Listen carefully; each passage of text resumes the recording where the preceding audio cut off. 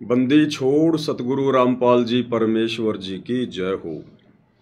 सत्साई भाई और बहनों, बहुत बड़ी दया, बहुत बड़ी मेहर पूज्य गुरुदेव भगवान की, सतगुरु रामपाल जी परमेश्वर जी की, जिनके शुभ आशीर्वाद से, विशेष आशीर्वाद से आप और हम सभी सत्सेवक भाई बहन साध संगति से जुड़कर अपनी आत्मा के कल्याण हेतु भक्ति मार्ग पर हर प्रकार से मर्यादाओं में रहते हुए, हर प्रकार से संघर्ष करते हुए अपनी आत्मा के कल्याण हेतु निरंतर आगे की ओर ही बढ़ रहे हैं। भाई और बहनों, इस कलयुग की पिछली पीढ़ी में पूज्य गुरुदेव भगवान की उन चंद आत्माओं पर विशेष रजा है, कृपा है, मेहर है, जिन आत्माओं को गुरुदेव ने सन 2014 बरवाला कांड के बाद से चुन चुनकर साध संगतियों में जोड़ दिया है। और जैसा भगत गुरुदेव भगवान हमें बनाना चाहते हैं, वैसा भगत बनने की प्रक्रिया में हम भाई बहन भी जी जान से दिन रात आगे बढ़ रहे हैं। क्योंकि अब की बार हमने पूज्य गुरुदेव भगवान को निराश नहीं करना है, नाराज नहीं करना है, जैसा कि हम युगों युगों से करते आए हैं। जब जब ये कबीर भगवान सतलोक से चलकर सशरीर गति करके अपनी अच्छी आत्माओं से मिलने के लिए, उन्हें भक्ति से संबंधित जानकारी देने के लिए सतलोक से आते हैं, धरती पर गुरु रूप में प्रकट होते हैं, तब तब हम आत्माएं काल प्रेरणा से, नादानी से, कमजोर संस्कारों के चलते गुरु रूप में आए हुए इस कबीर भगवान को हम केवल अपना गुरु ही मान लेते हैं, एक संत मान लेते हैं, इन्हें परमेश्वर के रूप में स्वीकार नहीं करते। और यही हमारी आज से पहले जितनी बार भी हम इस कबीर परमेश्वर सतगुरु रामपाल जी की शरण में आए हैं, सबसे बड़ी कमजोरी रही है। तो इस कमजोरी को भाई और बहनों अब की बार गुरुदेव भगवान भी नहीं रखना चाहते, और आप और हम आत्माओं ने भी जी जान लगाकर कोशिश करनी है कि अब की बार 84 से पार। तो भाई और बहनों, पूज्य गुरुदेव भगवान के आशीर्वाद से हम आगे बढ़ते हैं। उससे पहले गुरुदेव भगवान का जयकारा लगाएंगे, गुरुदेव भगवान से आशीर्वाद प्राप्त करेंगे। बंदी छोड़ सतगुरु रामपाल जी परमेश्वर जी की जय हो। परम पिता परमात्मा, सारी सृष्टि के सर्जनहार, कुल मालिक, असंख्य ब्रह्मांडों के स्वामी, जगत गुरु, तीनों लोकों में प्रवेश करके सबका धारण पोषण करने वाले, राजाधिराज, आत्माधार, नाथों के नाथ, देवों के देव महादेव, सर्वेश्वर महेश्वर, मृत्युंजय, अजरो अमर, आदि अनादि सनातनी प्रभु, जगत पिता जगदीश्वर, श्री श्री 1008 की उपाधि के वास्तविक अधिकारी, अकाल मूर्त शब्द स्वरूपी राम वासुदेव, सर्वगतम ब्रह्म, परम पूज्य, प्रथम पूज्य, परम संत, परम पुरुष, परम धनी, परम दयालु, सत्य कबीर, हक्का कबीर, अल्लाहु कबीर, अल्लाहु अकबर, बाखबर, अल्लाह ताला, जगत के तारणहार, जगत के मुक्तिदाता, जगत के जगन्नाथ, हारे के सहारे, हिंदुओं के राम, मुसलमानों के अल्लाह, सिखों के वाहिगुरु, ईसाइयों के मसीह, दया के सागर दया निधि, करुणा के सागर करुणा निधि, स्वयंभू परिभू, संकट मोचन, कष्ट हरण, मंगल करण, दुख भंजन, अविगत कबीर, निर्विकार निर्विषम परमात्मा, अलय अलेख सतगुरु, आदि अनादि सतगुरु, असली मर्यादा पुरुषोत्तम, असली राम, असली कृष्ण, असली घनश्याम, असली मुरारी, राजाओं के राजा, महाराजाओं के महाराजा, शहंशाहों के शहंशाह, सम्राटों के सम्राट, भगवानों के भगवान, अल्लाहों के अल्लाह, प्रभुओं के प्रभु, मसीहाओं के मसीह, सच्चे वाहिगुरु, बाबाओं के बाबा, पीरों के पीर, सेठों के सेठ, जगत सेठ, सावड़ सा सेठ, सर्वगुण संपन्न, अनंत कोटि कलाओं के स्वामी, अनंत कोटि ब्रह्मांडों के नायक, योगियों में महायोगी, ध्यानियों में महाध्यानी, सिद्धों में परम सिद्ध, ज्ञानियों में तत्व ज्ञानी, ब्रह्म ज्ञानी, महाज्ञानी, परम ज्ञानी, सर्वश्रेष्ठ ज्ञानी, विज्ञानी, युवा कबीर, समर्थ कबीर, असमवात, अमित ओजा, सच्चे रहनुमा, करीम अल्लाह, सुभान अल्लाह, दुनिया के अंतिम पैगंबर, 8 सितंबर 1951 से गांव धनाना, जिला सोनीपत, हरियाणा, भारतवर्ष की पावन भूमि पे प्रकट रियल कल्कि भगवान श्री नारायण साकार हरि, श्री बाबा साहेब, नूर अनंत परमात्मा, सच्चे दरवेश, सच्चे बाखबर, संत शिरोमणि सतगुरु रामपाल जी परमेश्वर जी के चरण कमल में साध संगति से जुड़े हुए देश विदेश से आप और हम सभी सत्सेवक भाई बहनों का अनंत कोटि दंडवत प्रणाम।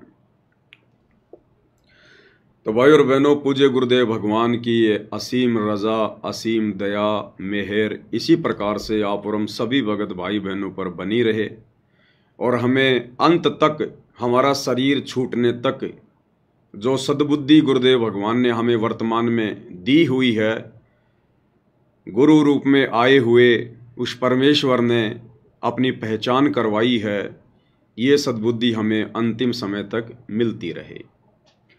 और भाई और बहनों, वही बात है जैसे गुरुदेव भगवान जब सत्संग करते हैं, सृष्टि रचना बताते हैं, यथार्थता समझाते हैं, तो कुछ एक भाई बहन कहा करते थे कि भाई संत रामपाल जी के पास तो ले दे के वही चार बात हैं, गधा बनेगा कुत्ता बनेगा, गधा बनेगा कुत्ता बनेगा, 84 में जाएगा। तो लोग कहते थे कि संत रामपाल जी के पास तो ले दे के वही चार बात है। अब भाई वो क्या बताएं अब इससे ज़्यादा गुरुदेव भगवान क्या समझाएंगे। हमारी बुद्धि में जितना ज्ञान समाएगा, हम जितना ज्ञान ग्रहण करने योग्य हैं, परमेश्वर उतना ही तो बताएंगे। अरे एक मेमोरी कार्ड आता है, मेमोरी कार्ड 2 MB का, 4 MB का, 4 GB का, 8 GB का। तो 4 MB के मेमोरी कार्ड में जितना स्पेस है, जितना स्टोरेज है, उसके अंदर उतना ही तो मटेरियल डाला जा सकता है। अगर इससे ज़्यादा मटेरियल डालोगे तो उसमें समाएगा नहीं, वो स्वीकार ही नहीं करेगा, एक्सेप्ट ही नहीं करेगा। तो इसी प्रकार भाई और बहनों, सतगुरु रामपाल जी परमेश्वर जी का ये तत्व ज्ञान, ये मूल ज्ञान, सार ज्ञान, ये अरबों खरबों जीबी का है, अरबों खरबों जीबी का। और आप और हम 2 कोटि के जीव, भले यहाँ कोई राष्ट्रपति है, चाहे बहुत बड़ा कोई वैज्ञानिक है, ले दे के 2-4 MB उसके दिमाग की, बस इतनी है औकात है। अब उस परमेश्वर के अरबों खरबों जीबी का वो ज्ञान अब 2-4 के मेमोरी कार्ड में कहाँ डलेगा। इसलिए परमात्मा केवल हमारे मतलब की बातें ही हमारे दिमाग में डालते हैं। और हमारे मतलब की बात यही है कि हम इस गंदे लोक 21 ब्रह्मांड की गंदी व्यवस्था से भली भांति परिचित हो जाएं, इस जन्म मरण के चक्कर से परिचित हो जाएं, तपतशिला का कष्ट, 84 लाख योनियों का कष्ट और नरक का कष्ट, इससे हम परिचित हो जाएं।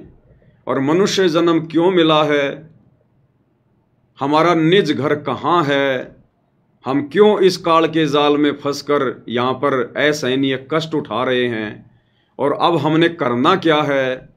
अब ले दे के यही तो परमेश्वर 4 बातें बताएंगे जो हमारे मतलब की हैं। अब बेमतलब की बातें तो परमात्मा करता नहीं है, क्योंकि बेमतलब की बातें तो बेमतलब के इंसान करते हैं। तो इसी प्रकार भाई और बहनों, ये जो साध संगतियां हैं गुरुदेव के आशीर्वाद से चल रही हैं, इनमें भी ले दे के मतलब की 4 चीजें ही बताई जाएंगी, 4 चीजें ही। कुछ एक भगत भाई बहन जो अभी काल प्रेरित हैं, पूरी तरह से उनके हृदय में गुरुदेव का तत्व ज्ञान समाया नहीं है, नीर खीर का निवेरा करने के योग्य अभी बने नहीं हैं।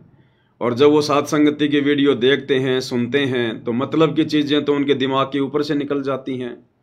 फिर वो कहते हैं कि ये पवन दास तो बस 4 ही बात करता है, मैनेजमेंट ने ये कर दिया, मैनेजमेंट ने वो कर दिया, साध संगति में ये होता है, साध संगति में वो होता है। अरे और क्या, फिर जखड़ी गाएं भाई, और क्या गाएं, जखड़ी गाएं क्या।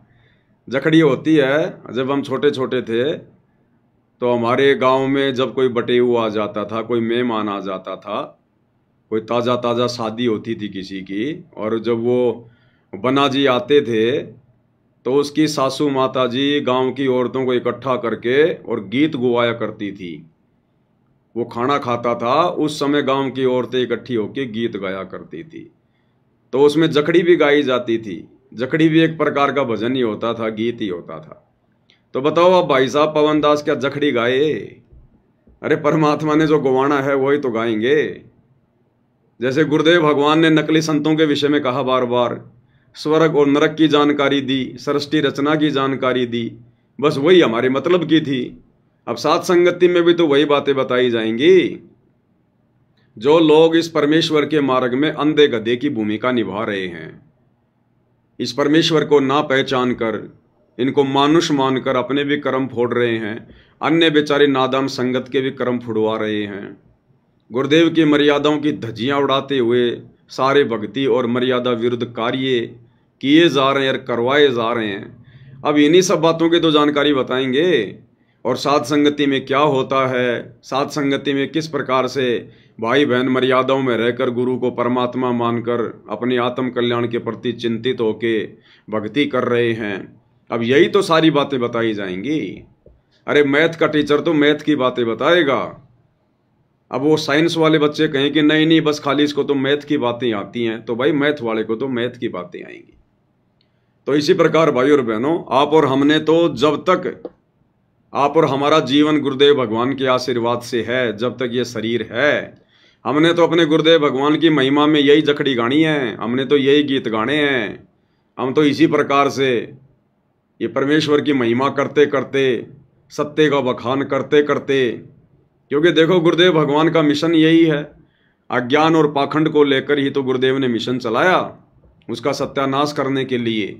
अब गुरुदेव के मार्ग में यदि फिर से कोई अज्ञान फैलाएगा, पाखंड फैलाएगा, और वो भी संगत वाले, विशेषकर गुरुदेव के परिवार वाले, गुरुदेव के साथ में रहने वाले बड़े बड़े सेवादार, कोऑर्डिनेटर, तो बताओ फिर बाकी भगत भाई बहनों की जिनकी परमेश्वर ने बुद्धि ऑन कर रखी है, बताओ फिर वो भाई बहन ये गीत ना गाएंगे तो कौन से गाएंगे। तो भाई और बहनों, हमने इधर उधर की बातें नहीं सुननी है। दूसरी बात, कुछ है भगत भाई बहन, देखो उनकी एक कमजोरी है, कमजोरी को ठीक करना पड़ेगा भाई और बहनों। जब तक हर प्रकार से संशय रहित होकर साथ संगति से नहीं जुड़ोगे और सब कुछ समझने के बाद जब तक अपना एक टारगेट नहीं बनाओगे, दो नावों की सवारी करोगे, आप लोग भ्रमित रहोगे। बहुत सारे भगत भाई बहन फालतू के लोगों की वीडियो भी देखते रहते हैं, इधर से साथ संगति की वीडियो भी देखते रहते हैं। जब साथ संगति की वीडियो देखते हैं तो उनको लगता है कि साथ संगति के अलावा दूसरा कोई मार्ग ही नहीं है, बिल्कुल सही चल रहे हैं हम। और फिर फालतू के लोगों की वीडियो देख लेते हैं। अब फालतू के लोग तो काल प्रेरणा से मन में शंका ही पैदा करेंगे, उनकी तो ड्यूटी काल भगवान ने ये लगा रखी है। फिर उधर के वीडियो देख लेंगे, फिर उनके मन में शंकाएं उत्पन्न हो जाएंगी। और ये शंकाएं क्यों उत्पन्न हो रही हैं? क्योंकि परमात्मा कहते हैं, कहे कबीर सोए जन मेरा, जो नीर खीर का करे निवेरा। जो भगत अपने गुरुदेव के तत्व ज्ञान से अभी अच्छी तरह परिचित नहीं है, वो फिर दोनों तरफ की बातें सुन के और वो असमंजस में रहता है। और गीता अध्याय 2 श्लोक नंबर 53 को समझाते हुए गुरुदेव ने कहा, उसमें काल भगवान ने अर्जुन से कहा कि अर्जुन, जब तक तरह तरह के वचन सुनकर तेरी बुद्धि एक तत्व पर स्थिर ना होकर भ्रमित रहेगी, डगमग रहेगी, तब तक तो तू योग को भी प्राप्त नहीं होगा, अर्थात तू एक अच्छा योगी भी नहीं बन सकता। योगी यानी भगत। जब तक तरह तरह के लोगों की तरह तरह की बातें सुनकर और तू डगमग वाली स्थिति में रहेगा, उसकी सुनेगा तो उसके जैसी, उसकी सुनेगा तो उसके जैसी, तो परमात्मा कहते हैं बिना पैंदे के लोटे वाली स्थिति होती है उसकी। वो फिर निसंशय होकर भक्ति मार्ग पर आगे नहीं बढ़ सकता। तो पहले ये क्लियर कर लो, कन्फर्म कर लो, जल्दबाजी में साथ संगति से जुड़ना कोई अनिवार्य नहीं है, कोई कंपलसरी नहीं है। पहले हर प्रकार से बाकी हर जगह धक्के खा लो, फिर लो, घूम लो, लोगों से ज्ञान ले लो, जो बेमतलब की बकवादे हैं पहले वो सुन लो ढंग से। और जब तुम्हें लगे कि उनके पास में कुछ भी नहीं है, फालतू की बकवाद है, राग द्वेष ईर्ष्या में सड़ रहे हैं और सिकंदर लोधी की तरह उनको जलन का भयंकर रोग लगा हुआ है, जो साथ संगतियों से ईर्ष्या करते हैं, तो पहले भाई उनकी पूरी जानकारी ले लो, पहले उनका ज्ञान ले लो, उसके बाद में फिर साथ संगति में आओ। और यहाँ आने के बाद में फिर ड्यूएल मोड में मत चलो, फिर दो नाव की सवारी नहीं चलेगी, फिर नहीं तो दुर्गति होगी फिर आपकी। क्योंकि यहाँ तो ले दे के सतगुरु की महिमा है, गुरुदेव के सत्संगों के आधार से बातें की जाती हैं। अब वो बातें आप लोगों की नहीं समझ में आ रही है तो आप लोगों के कमजोर संस्कार हैं भाई, ये आपकी अपनी बुद्धि का विषय है, इसमें हम कुछ नहीं कर सकते। तो भाई और बहनों, आप और हम सत्सेवकों का जो परमेश्वर ने दया करी है, अपनी महिमा का इस कलयुग की बिचली पीढ़ी में हमें मौका फरमा रहे हैं। आप और हमने तो इसी प्रकार से अपने गुरुदेव भगवान को शीश पर रखकर, उनको प्रथम रखकर और इसी प्रकार उनकी महिमा करते हुए निरंतर आगे की ओर बढ़ना है।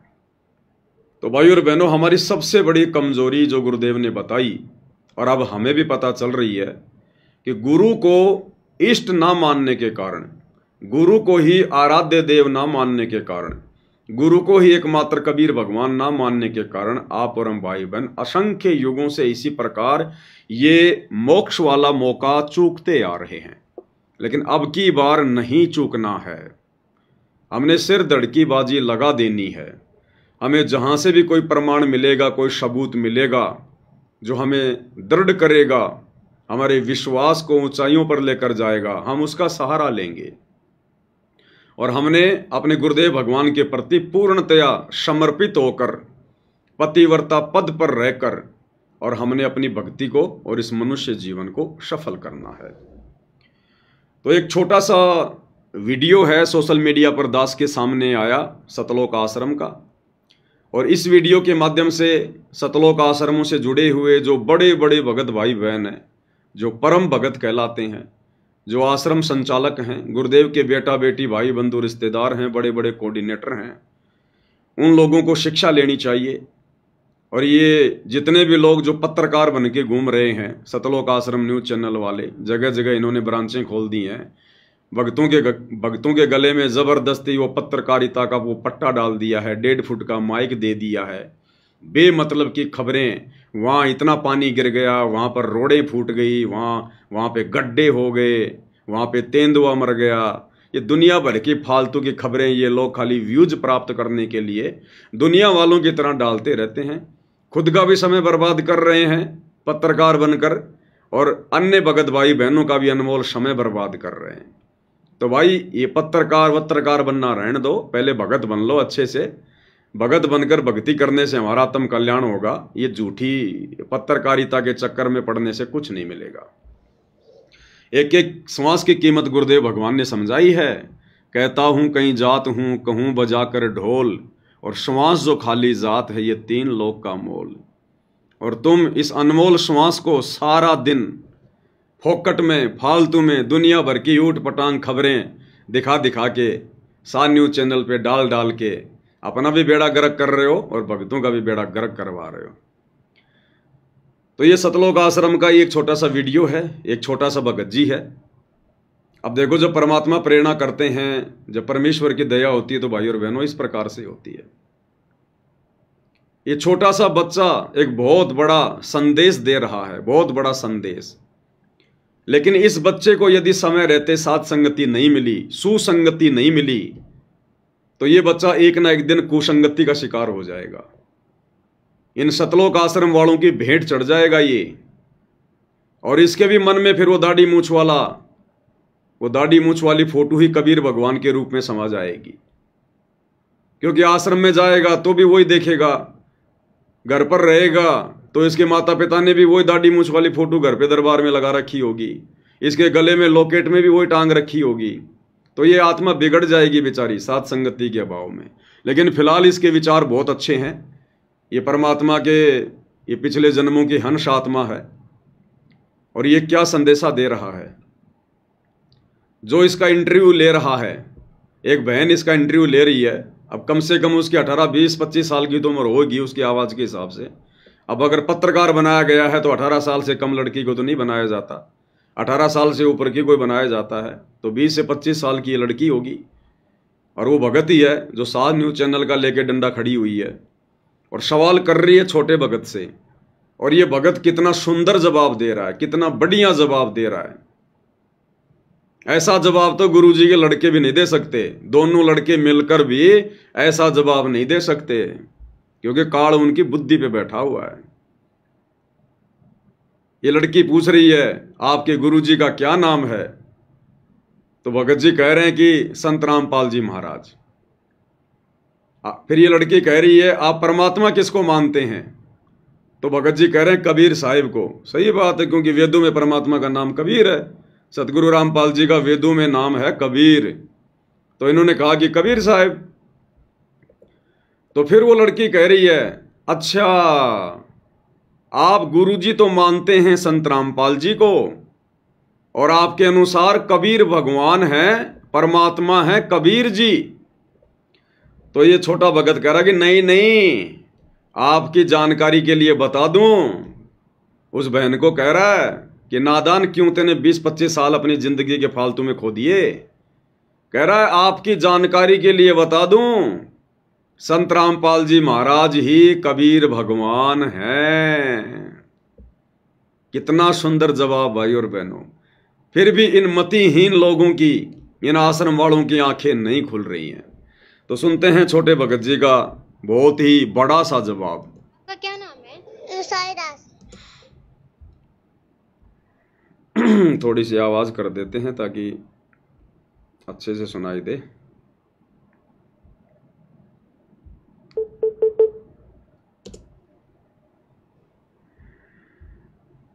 आपका क्या नाम है? साईदास। आपके गुरुजी का क्या नाम है? संत रामपाल जी महाराज। आप किसको भगवान मानते हो? कई साहब। कबीर साहब को क्यों भगवान बता रहे हो?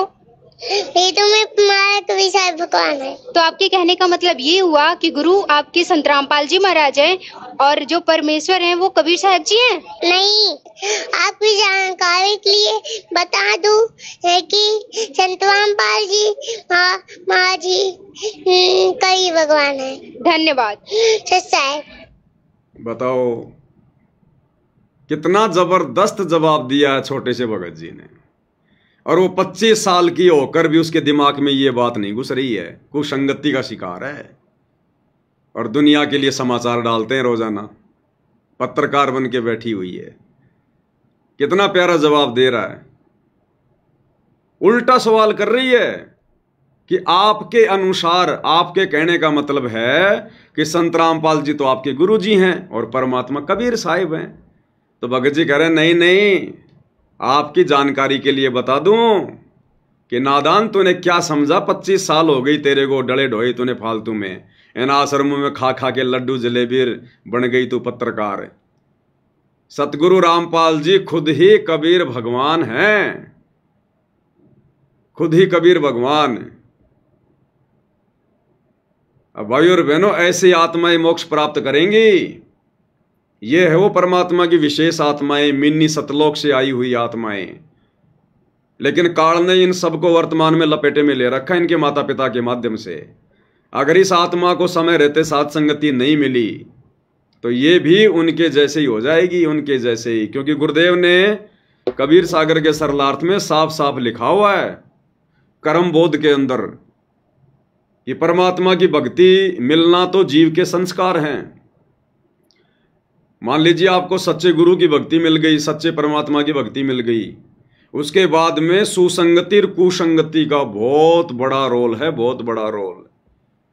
सच्चे गुरु की शरण भी मिल गई और यदि साथ संगति नहीं मिली, सुसंगति नहीं मिली, तो भी आप आत्म कल्याण नहीं करवा पाएंगे। तो फिलहाल इस परमेश्वर की हंस आत्मा को इन सतलोक आश्रम वालों की कुसंगति प्राप्त है। और अगर समय रहते भाई और बहनों इस आत्मा को साथ संगति नहीं मिली तो ये भी धीरे धीरे लड्डू जलेबी बर्फी के चक्कर में उधर ही बह जाएगा भावनाओं में। लेकिन अभी तो बहुत छोटी आत्मा है, परमात्मा आ लेंगे तब तक तो अपनी आत्माओं को संभालने के लिए इनके जाल में ज़्यादा नहीं फंसने देंगे परमेश्वर। तो कितना सुंदर जवाब, कितना अच्छा जवाब एक बार फिर से सुनते हैं भाई और बहनों। आप और हमारा विश्वास दृढ़ होगा। और ये इस प्रकार के इंटरव्यू भाई और बहनों परमात्मा प्रेरणा करके दिलवाते हैं गुरुदेव भगवान। उन आश्रम वालों की तो फिर भी आंखें नहीं खुलेंगी, उसने तो करके धन्यवाद चलती बनी। और एक छोटा सा संदेशा परमात्मा ने आप और हमारे तक पहुंचा दिया कि हम साथ संगति वाले भाई बहन जिस रास्ते पर चल रहे हैं यही परमेश्वर का असली रास्ता है। यानी गुरु को परमात्मा माने बिना तो भक्ति शुरू भी नहीं होती है, शुरू भी। भले आप अपने अंदर चाहे सार नाम लेकर, सार शब्द लेकर कितने बड़े भगत बने फिरो, गुरु को परमात्मा माने बिना तो भक्ति शुरू भी नहीं होती है। आपका क्या नाम है? साईदास। आपके गुरुजी का क्या नाम है? संत रामपाल जी महाराज। आप किसको भगवान मानते हो? कई साहब। कबीर साहब को क्यों भगवान बता रहे हो? ये तो मैं तुम्हारा कबीर साहब भगवान है। इन्होंने दाढ़ी मूछ वाली फोटो को नहीं कहा कबीर साहब, उसने सवाल क्या किया कि आप परमात्मा किसको मानते हो, तो कबीर साहब। फिर कह रही है कबीर साहिब को क्यों मानते हो परमात्मा? तो बहुत अच्छा जवाब दिया कि वेदों में प्रमाण है कबीर साहिब भगवान है। अब वेदों में तो नाम कबीर है, फोटो थोड़ी लगी हुई है वेदों में दाढ़ी मूछ वाली। तो अच्छा जवाब दिया कि हमारे गुरुजी सतगुरु रामपाल जी का ही नाम, वैदिक नाम उनका कबीर है। और आगे तो फिर पसीने ला दिए उस बहन के। बताओ, ये 5-6 साल का बच्चा परमात्मा की आत्मा और उस 25 साल की काल प्रेरित आत्मा को समझा रहा है कि नहीं, आपकी जानकारी के लिए बता दूं, संत रामपाल जी महाराज ही कबीर भगवान है। तो आपके कहने का मतलब ये हुआ कि गुरु आपके संत रामपाल जी महाराज हैं और जो परमेश्वर हैं वो कबीर साहब जी हैं? नहीं, आपकी जानकारी के लिए बता दूं है कि संत रामपाल जी महाराज जी कबीर भगवान है। धन्यवाद। संत रामपाल जी महाराज जी ही कबीर भगवान हैं। यही थे, यही हैं और यही रहेंगे। सतगुरु आदि अनादि है, यानी सतगुरु सबसे पहले था जब कोई नहीं था, और सतगुरु सबसे लास्ट तक रहेगा जब कोई नहीं रहेगा। सतगुरु आदि अनादि है और सतगुरु मध्य है मूल। मध्य यानी बीच बीच में भी परमात्मा ही आता है, स्वयं सतगुरु ही आता है। मध्य है मूल, और मूल यानी भक्ति की मूल, भक्ति की जड़ भी सतगुरु ही है। सतगुरु आदि अनादि है, सतगुरु मध्य है मूल, और सतगुरु को सिजदा करूं एक पलक नहीं भूल। सतगुरु को ही दंडवत करूं और एक पलक भी उनके अलावा, उनकी भक्ति के अलावा अपने ध्यान को ना भरमाऊं, ना भटकाऊं। बताओ फिर किसी और के लिए जगह कहां बच गई? तो भाई और बहनों, सतगुरु के इर्द गिर्द, सतगुरु के चरणों में पड़े रहने से ही हमारा मोक्ष संभव है। अन्यथा ये कागज के टुकड़े, ये बनावटी फोटो, और आजकल तो एआई से ना जाने सतगुरु रामपाल जी की ऐसी भुंडी भुंडी फोटो बनाई जा रही है, भुंडी भुंडी फोटो, ऐसे बेकार और लगते हैं।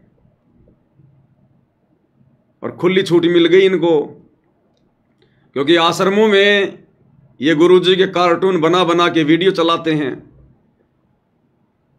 अब जो बाकी लड़के हैं, लड़कियां हैं, जिनके हाथों में मोबाइल हैं, वो क्या सीखेंगे? तो इसी प्रकार से कार्टून बना बना के डाले जा रहे हैं, नकली फोटोएं बना बना के सोशल मीडिया पर डाली जा रही हैं सतगुरु रामपाल जी की। अरे नालायकों, अभी तो सतगुरु रामपाल जी ओरिजिनल रूप में धरती पर प्रकट हैं। अरे ये नकली फोटोएं, एआई से फोटोएं उस समय बनेंगी जब इनके धरती से जाने के बाद, हजारों साल बाद, जब इनकी ओरिजिनल फोटोएं भी समाप्त हो जाएंगी, तब लोग इस प्रकार की फोटोएं बनाया करते हैं। जैसे आजकल कोई झांसी की रानी की फोटोएं बना रहा है, कोई भगत सिंह की फोटोएं बना रहा है और कहता है देखो ये है भगत सिंह की ओरिजिनल फोटो, बड़ी मुश्किल से मिली है। तो अभी तो नालायकों गुरु धरती पर है, अभी उनका कार्टून मत बनाओ। और डाल रहे हैं सोशल मीडिया पर बना बना के नकली फोटो। अरे उस नकली फोटो को देखने से हमारे पाप कर्म नाश होंगे क्या? सतगुरु की ओरिजिनल फोटो से ही, उसके दर्शन से ही पाप कर्म नाश होंगे, एआई वाली से नहीं होंगे। ये काल की सूक्ष्म चाल है, ये षड्यंत्र है काल का, विज्ञान का दुरुपयोग कर रहा है एआई का। अब लेकिन तुम लोग कैसे समझोगे इन बातों को? तुम्हारे सिर पे तो खुद काल बैठा है, वही तो सारे उल्टे काम करवा रहा है। तो कितना सुंदर जवाब दिया। और भाई और बहनों, गुरुदेव भगवान भी हमें यही समझाते हैं, हमें यही बताते हैं परमात्मा, और उनका यही, उनका एकमात्र ये प्रयास रहा है कि ये आत्माएं जितना हो सके कम समय में और गुरु को इष्ट मानकर, परमेश्वर मानकर अपनी भक्ति शुरू कर दें। और क्या कह रहे हैं गुरुदेव भगवान इस शॉर्ट वीडियो में कि पुण्यात्माओं, न्यू सोच लो इस दास के स्थान पर कबीर भगवान आ गए। अब बताओ तुम कैसा व्यवहार करोगे उनके साथ में। यानी हमें यह पता लग जाए कि सतगुरु रामपाल जी की जगह कबीर भगवान आए हुए हैं तो खुद ही कबीर भगवान, लेकिन गुरुदेव भगवान स्पष्ट रूप से ना कहकर अपने आप को छुपा कर अपने विधान अनुसार और संकेतों की भाषा में हमें समझाना चाहते हैं कि अगर तुम्हें यह कन्फर्म हो जाए कि संत रामपाल जी के रूप में कबीर जी धरती पर हैं, प्रकट हैं, क्या उसके बाद भी तुम अलग से उस दाढ़ी मूंछ वाली फोटो को कबीर मान के जून में उसका प्रकट दिवस मनाओगे? फिर कैसा व्यवहार करोगे तुम अपने गुरु के साथ जब पता चल जाए कि उनकी जगह पर कबीर साहिब है? हालांकि गुरुदेव भगवान का यही ओरिजिनल रूप जो हम देख रहे हैं, यही उनका शतलोकी रूप है, क्योंकि बिना कबीर परमेश्वर के धरती पर आए अपने ओरिजिनल रूप में दर्शन दिए आप और हमारे पाप कर्म नहीं कट सकते। वे अगर अपने पुत्र के रूप में आएंगे वर्तमान में, हमारे पाप कर्म नहीं कटेंगे। वे अगर अपना रूप चेंज करके आएंगे, बदल के आएंगे, हमारे पाप कर्म नहीं कटेंगे।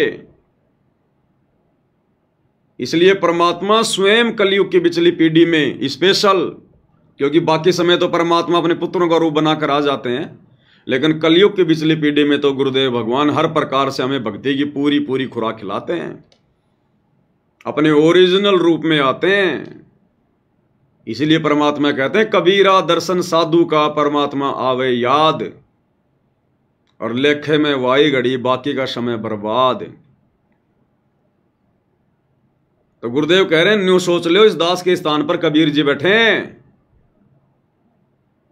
अब कैसा व्यवहार करोगे अपने गुरुजी के साथ? क्या अब भी अपने गुरुजी को खाली गुरुजी मानोगे? मां के गर्भ से जन्म लिया हुआ एक व्यक्ति मानोगे? क्या अब भी उनका जन्मदिन मनाओगे अवतरण दिवस के बहाने 8 सितंबर को? तो क्या कह रहे हैं गुरुदेव भगवान, कितने प्यार से हमें समझाना चाह रहे हैं परमात्मा।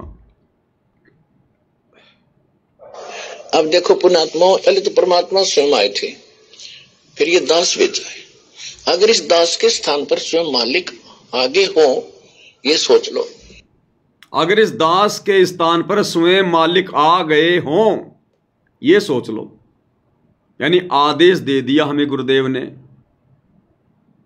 कि ये सोच लो तुम्हारे गुरुजी की जगह स्वयं कबीर भगवान आ चुके हैं। अब तुम अपने गुरुजी को क्या मानोगे? खाली गुरुजी मानोगे? गांव धनाने का रामपाल जाट मानोगे? इंद्रो माई की कोख से जन्म लिया हुआ व्यक्ति मानोगे? क्या उसके बाद भी तुम जून में किसी और दाढ़ी मूंछ वाली कबीर जी की समझे जाने वाली नकली काल्पनिक फोटो का प्रकट दिवस मनाओगे? जब तुम्हें यह कन्फर्म हो जाए कि तुम्हारे गुरु की जगह पर कबीर जी आ चुके हैं। अभी स्पष्ट नहीं कहेंगे गुरुदेव भगवान, बाकी कहने में कोई कमी नहीं छोड़ रहे परमात्मा, स्वयं को परमात्मा साबित करने में। अब देखो पुण्यात्मा, पहले तो परमात्मा स्वयं आए थे, फिर ये दास भेजा है। अगर इस दास के स्थान पर स्वयं मालिक आगे हो, ये सोच लो। और आप जैसा व्यवहार इस दास से कर रहे हो, तो हम उनसे भी यही करते। और जैसा व्यवहार गुरुदेव कह रहे हैं अगर आप इस दास के साथ में करोगे, वैसा ही परमात्मा के साथ माना जाएगा। तो भोग किसको लगाया जाता है? परमात्मा को। तो गुरुजी को भोग लगाएंगे तो गुरुजी के ही अनुसार वो किसको माना जाएगा? परमात्मा को। अगर गुरु का ही हम प्रकट दिवस मनाएंगे तो वो किसका प्रकट दिवस माना जाएगा? परमात्मा का, कबीर जी का।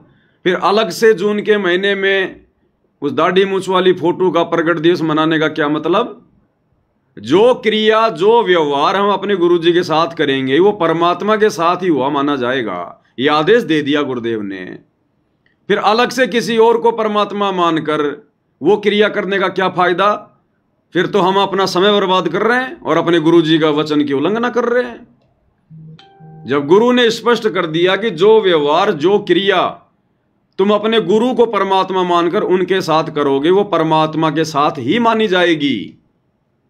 बताओ फिर अलग से किसी और को परमात्मा मानने की क्या जरूरत पड़ गई? फिर अब ये कॉमन सेंस की बातें भाई और बहनों, ये मूल ज्ञान की बातें हैं। अब ये बातें इन आश्रम वालों के समझ में नहीं आती। भले ही इन्होंने सार शब्द ले लिया, कुछ भी ले लिया, भले ये 60-60 साल के हैं, भले ये पूरी जिंदगी गुरु जी के साथ में घूमे, लेकिन गुरु के साथ घूमने से ज्ञान नहीं आता। ज्ञान तो गुरु की मेहर से आता है। पिछले जन्म से होते हैं पूर्ण हंस मुराद। इसी कारण से इनका और हमारा वैचारिक मतभेद है, अन्यथा दोनों का गुरु एक, गुरु ने दोनों को भक्ति एक जैसी दी। फिर बताओ मतभेद किस बात का? लेकिन मतभेद हो गया विचारों का, ज्ञान और अज्ञान का। और ये रजा सब पे नहीं होती भाई और बहनों, ये रजा परमेश्वर अपनी विशेष आत्माओं पे करता है, विशेष आत्माओं पर अपनी पहचान करवाने का। तो क्या कह रहे हैं गुरुदेव भगवान, शुरू से सुनो पूरा। अब देखो पुण्यात्मा, पहले तो परमात्मा स्वयं आए थे, फिर ये दास भेज आए। पॉइंट ऑफ पॉइंट है भाई और बहनों, पॉइंट ऑफ पॉइंट। गुरुदेव कह रहे हैं पहले तो परमात्मा स्वयं आए थे, अब इस दास को भेज दिया। अब दो बातें हैं, पहले परमात्मा स्वयं आए तो अब क्या दिक्कत हो गई परमात्मा नहीं आए? अरे परमात्मा भी कहीं बिजी हो जाते हैं क्या? परमात्मा की भूल पड़ जाती है क्या कि पहले तो परमात्मा स्वयं आए, अब इस दास को भेज दिया? तो उसका कोई कारण भी तो होगा, दास को क्यों भेज दिया? क्योंकि हमने तो सृष्टि रचना में यही सुना और परमात्मा ने कहा है कि जिसका काम उसी को साजे और करे तो मूर्ख बाजे। तो काल लोक से अपनी आत्माओं को काल के बंधन से छुड़वाकर परमात्मा स्वयं लेकर जाते हैं, फिर अब अपने दास को क्यों भेज दिया? तो उसका जवाब तो मिलना चाहिए ना। लेकिन आपको कभी भी गुरुदेव ने इसका जवाब नहीं दिया, कभी भी ये कारण आपको नहीं बताया कि अब क्यों नहीं आए परमात्मा। अरे आज से पहले तो काल का इतना दबाव भी नहीं था, इतना प्रेशर भी नहीं था। अब है वो समय मोक्ष का। अब काल ने अपने पूरे 1000 मुंह 1000 हाथ खोल रखे हैं आप और हम आत्माओं को यहीं रोक कर रखने के लिए। तो ऐसे जोर के समय में कबीर जी किसी और को भेज देंगे, और जब नॉर्मल समय था तो कबीर जी खुद आ गए। तो कोई कारण तो होगा क्यों नहीं आए, रीजन तो होगा ना। तो यहां गुरुदेव अपने आप को स्वयं नहीं कहेंगे कि बच्चों मैं ही कबीर भगवान हूं,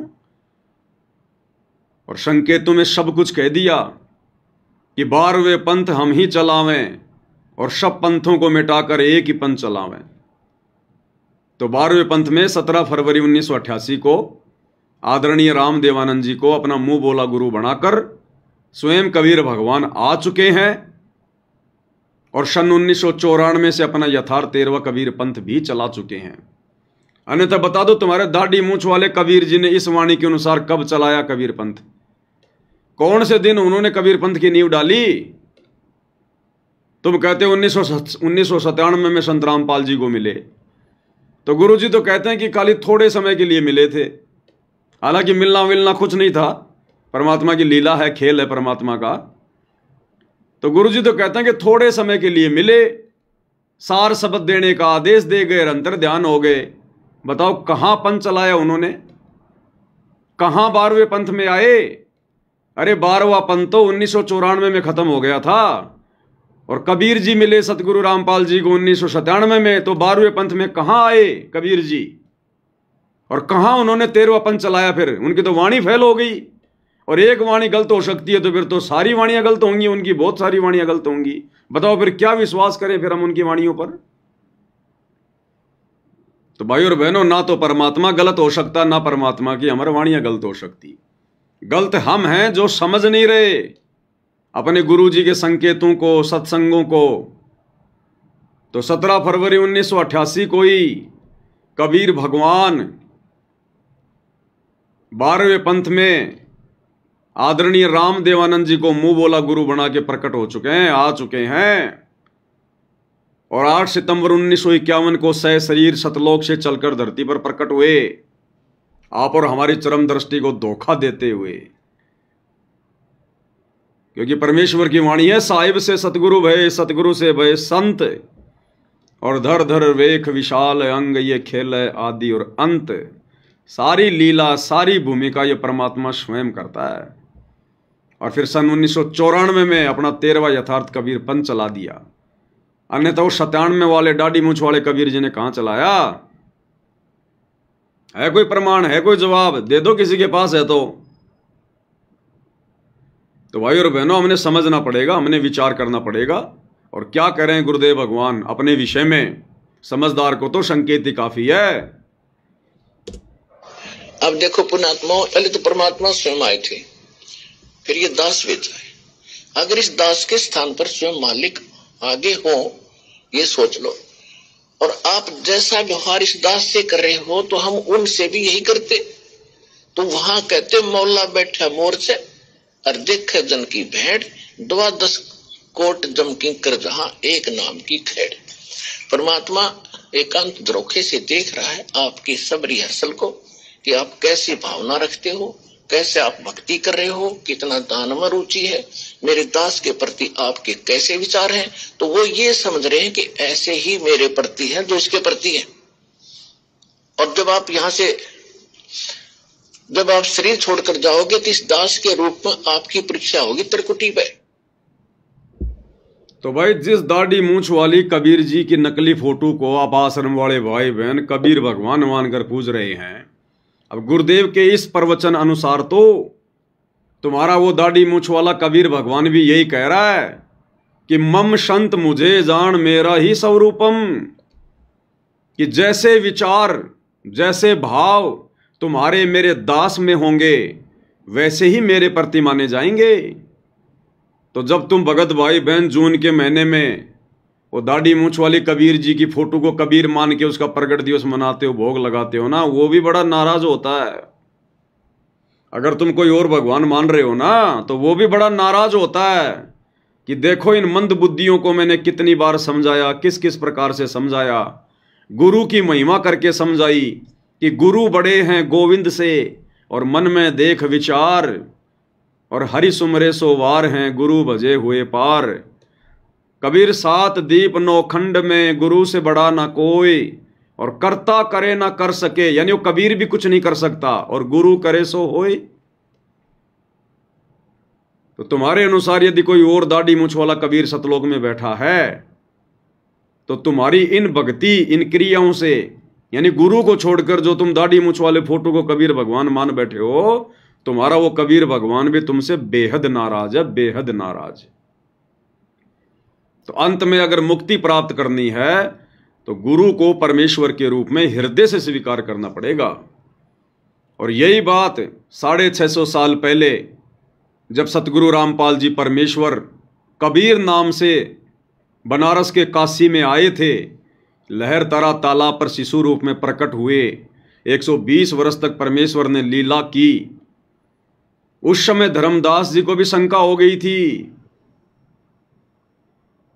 धर्मदास जी को परमात्मा ने बताया कि आगे चल के तो बहुत खराब समय आएगा, घोर कलयुग आएगा, और उस समय मैं अपनी आत्माओं को पार करूंगा, सतलोक लेकर जाऊंगा, तेरे वंशजों को भी पार करूंगा धर्मदास। तो धर्मदास के मन में शंका उत्पन्न हो गई कि हे परमात्मा, अब वर्तमान में ही कितना घोर कलयुग है और मुझ नीच को समझाने में आपको कितना प्रयास करना पड़ा, और आप कह रहे हो 650 साल आगे तो बहुत घोर जो है वो कलयुग आ जाएगा। तो उस समय आप कैसे पार करोगे जब आज ही आपकी कोई बात नहीं मान रहा। तो परमात्मा ने कहा कि तेरे ताई साची बता दूं, उस समय मैं खुद ही चल कर जाऊंगा, क्योंकि धर्मदास को शंका हो गई थी कि आपका दास कैसे पार करेगा किसी को। आप कह रहे हो मैं अपना दास भेजूंगा, अपनी आत्मा भेजूंगा, तो आज आपकी बात नहीं सुन रहे, और उस समय तो घोर समय होगा, आपके दास की कौन सुनेगा। तो कबीर जी ने कहा कि धर्मदास मैं तेरे से सच्ची बात बता देता हूं, उस समय मैं खुद ही जाऊंगा। और फिर परमात्मा करेंगे काल के आगे परमात्मा ने थोड़ा सा भेद रखा था कि मेरा दास जाएगा, क्योंकि काल नहीं समझ सकता था ये बात है, क्योंकि वो तो उस समय जोगजीत रूप में अपना भाई मान रहा था उनको। तो काल के आगे परमात्मा ने थोड़ा भेद रखा, छुपाया कि मेरा दास जाएगा कलयुग की पिछली पीढ़ी में, और धर्मदास को परमात्मा ने क्लियर कर दिया कि मैं खुद ही जाऊंगा, 12वें पंथ हम ही चलावें, सब पंथों को मिटाकर एक पंथ चलावें। तो क्या कुछ कहा भगवान ने, सुनिए उन्हीं की जुबानी। तो परमात्मा ने कहा था कि चौथा युग जब कलयुग आवेगा तब हम अपना एक दास भेजेंगे। तब हम अपना एक दास भेजेंगे, धर्मदास जी से कहा परमात्मा ने। अब ये बात सुन के धर्मदास को शंका होगी कि भगवान आज ही कोई आपकी बात नहीं मान रहा, और कलयुग की पिछली पीढ़ी में तो और भी घोर समय आ जाएगा, बेकार समय आ जाएगा, और आप कह रहे हो हम अपना दास भेजेंगे, तो आपकी दास की बात कौन मानेगा। चिंतित हो गया कि मेरे वंशज तो पार नहीं हो पाएंगे परमात्मा आपके दास से। फिर परमात्मा ने सच्चाई बताई कि हम खुद ही जाएंगे। अब वहां काल के सामने परमात्मा ने कहा कि हम अपना दास भेजेंगे। और कबीर वाणी चैप्टर में परमात्मा ने धर्मदास जी से, जब धर्मदास जी घने चिंतित हो गए थे कि हे परमात्मा, आपने सतनाम और सारनाम गुप्त रख दिया और इसके बिना मोक्ष नहीं हो सकता। आपने मुझ किंकर के ऊपर दया करी दास पे, और 42 वंश भी पीढ़ी बख्श दी, मेरी वंश चलेगा। तो हे परमात्मा, सारनाम और सतनाम बिना पार नहीं हो सकते, तो मेरे बच्चे कैसे पार होंगे। ऐसे कलेजा पकड़ के बैठ गया। परमात्मा ने सोचा भाई ये घना दुखी हो गया। तो परमेश्वर ने कहा कि सुन ले, काल ने क्या कहा था, 12 पंथ करूं मैं साजा, नाम तुम्हारा ले करूं आवाजा। 12 पंथ नाम जो लेगी, हमरे मुख में आन समोही। जाओ जोग जीत संसारा, जीवन माने कहा तुम्हारा। जीव तुम्हारा कहा न माने, हमारी ओढ़ हो बाद बखाने। अब इतना समय नहीं रहा, मैं वो सारे प्रमाण आज नहीं दिखा पाऊंगा आपको कि 12 पंथ कौन कौन से हैं। तो 12 पंथ, 12वां पंथ गरीबदास पंथ बताया है, लिखा कवि सागर में। तो परमात्मा ने कहा तू चिंता ना कर धर्मदास, जब 5500 वर्ष कलयुग बीत जाएगा तब यह बिचली पीढ़ी आवेगी, और बिचली पीढ़ी तक ये ज्ञान और तत्व ज्ञान और सतनाम सारनाम कति गुप्त रखना है, नहीं तो काल के दूतों का हाथ लग जाएगा, मेरा सारा मिशन खराब हो जाएगा। तो परमात्मा ने देखा कि ये बिल्कुल चिंतित हो गया घना। परमात्मा ने देखा धर्मदास तो घना चिंतित हो गया कि परमात्मा आपका दास तो पार नहीं कर पाएगा किसी को। समर्थ का काम उसी को साजे, और करे तो मूर्ख बाजे।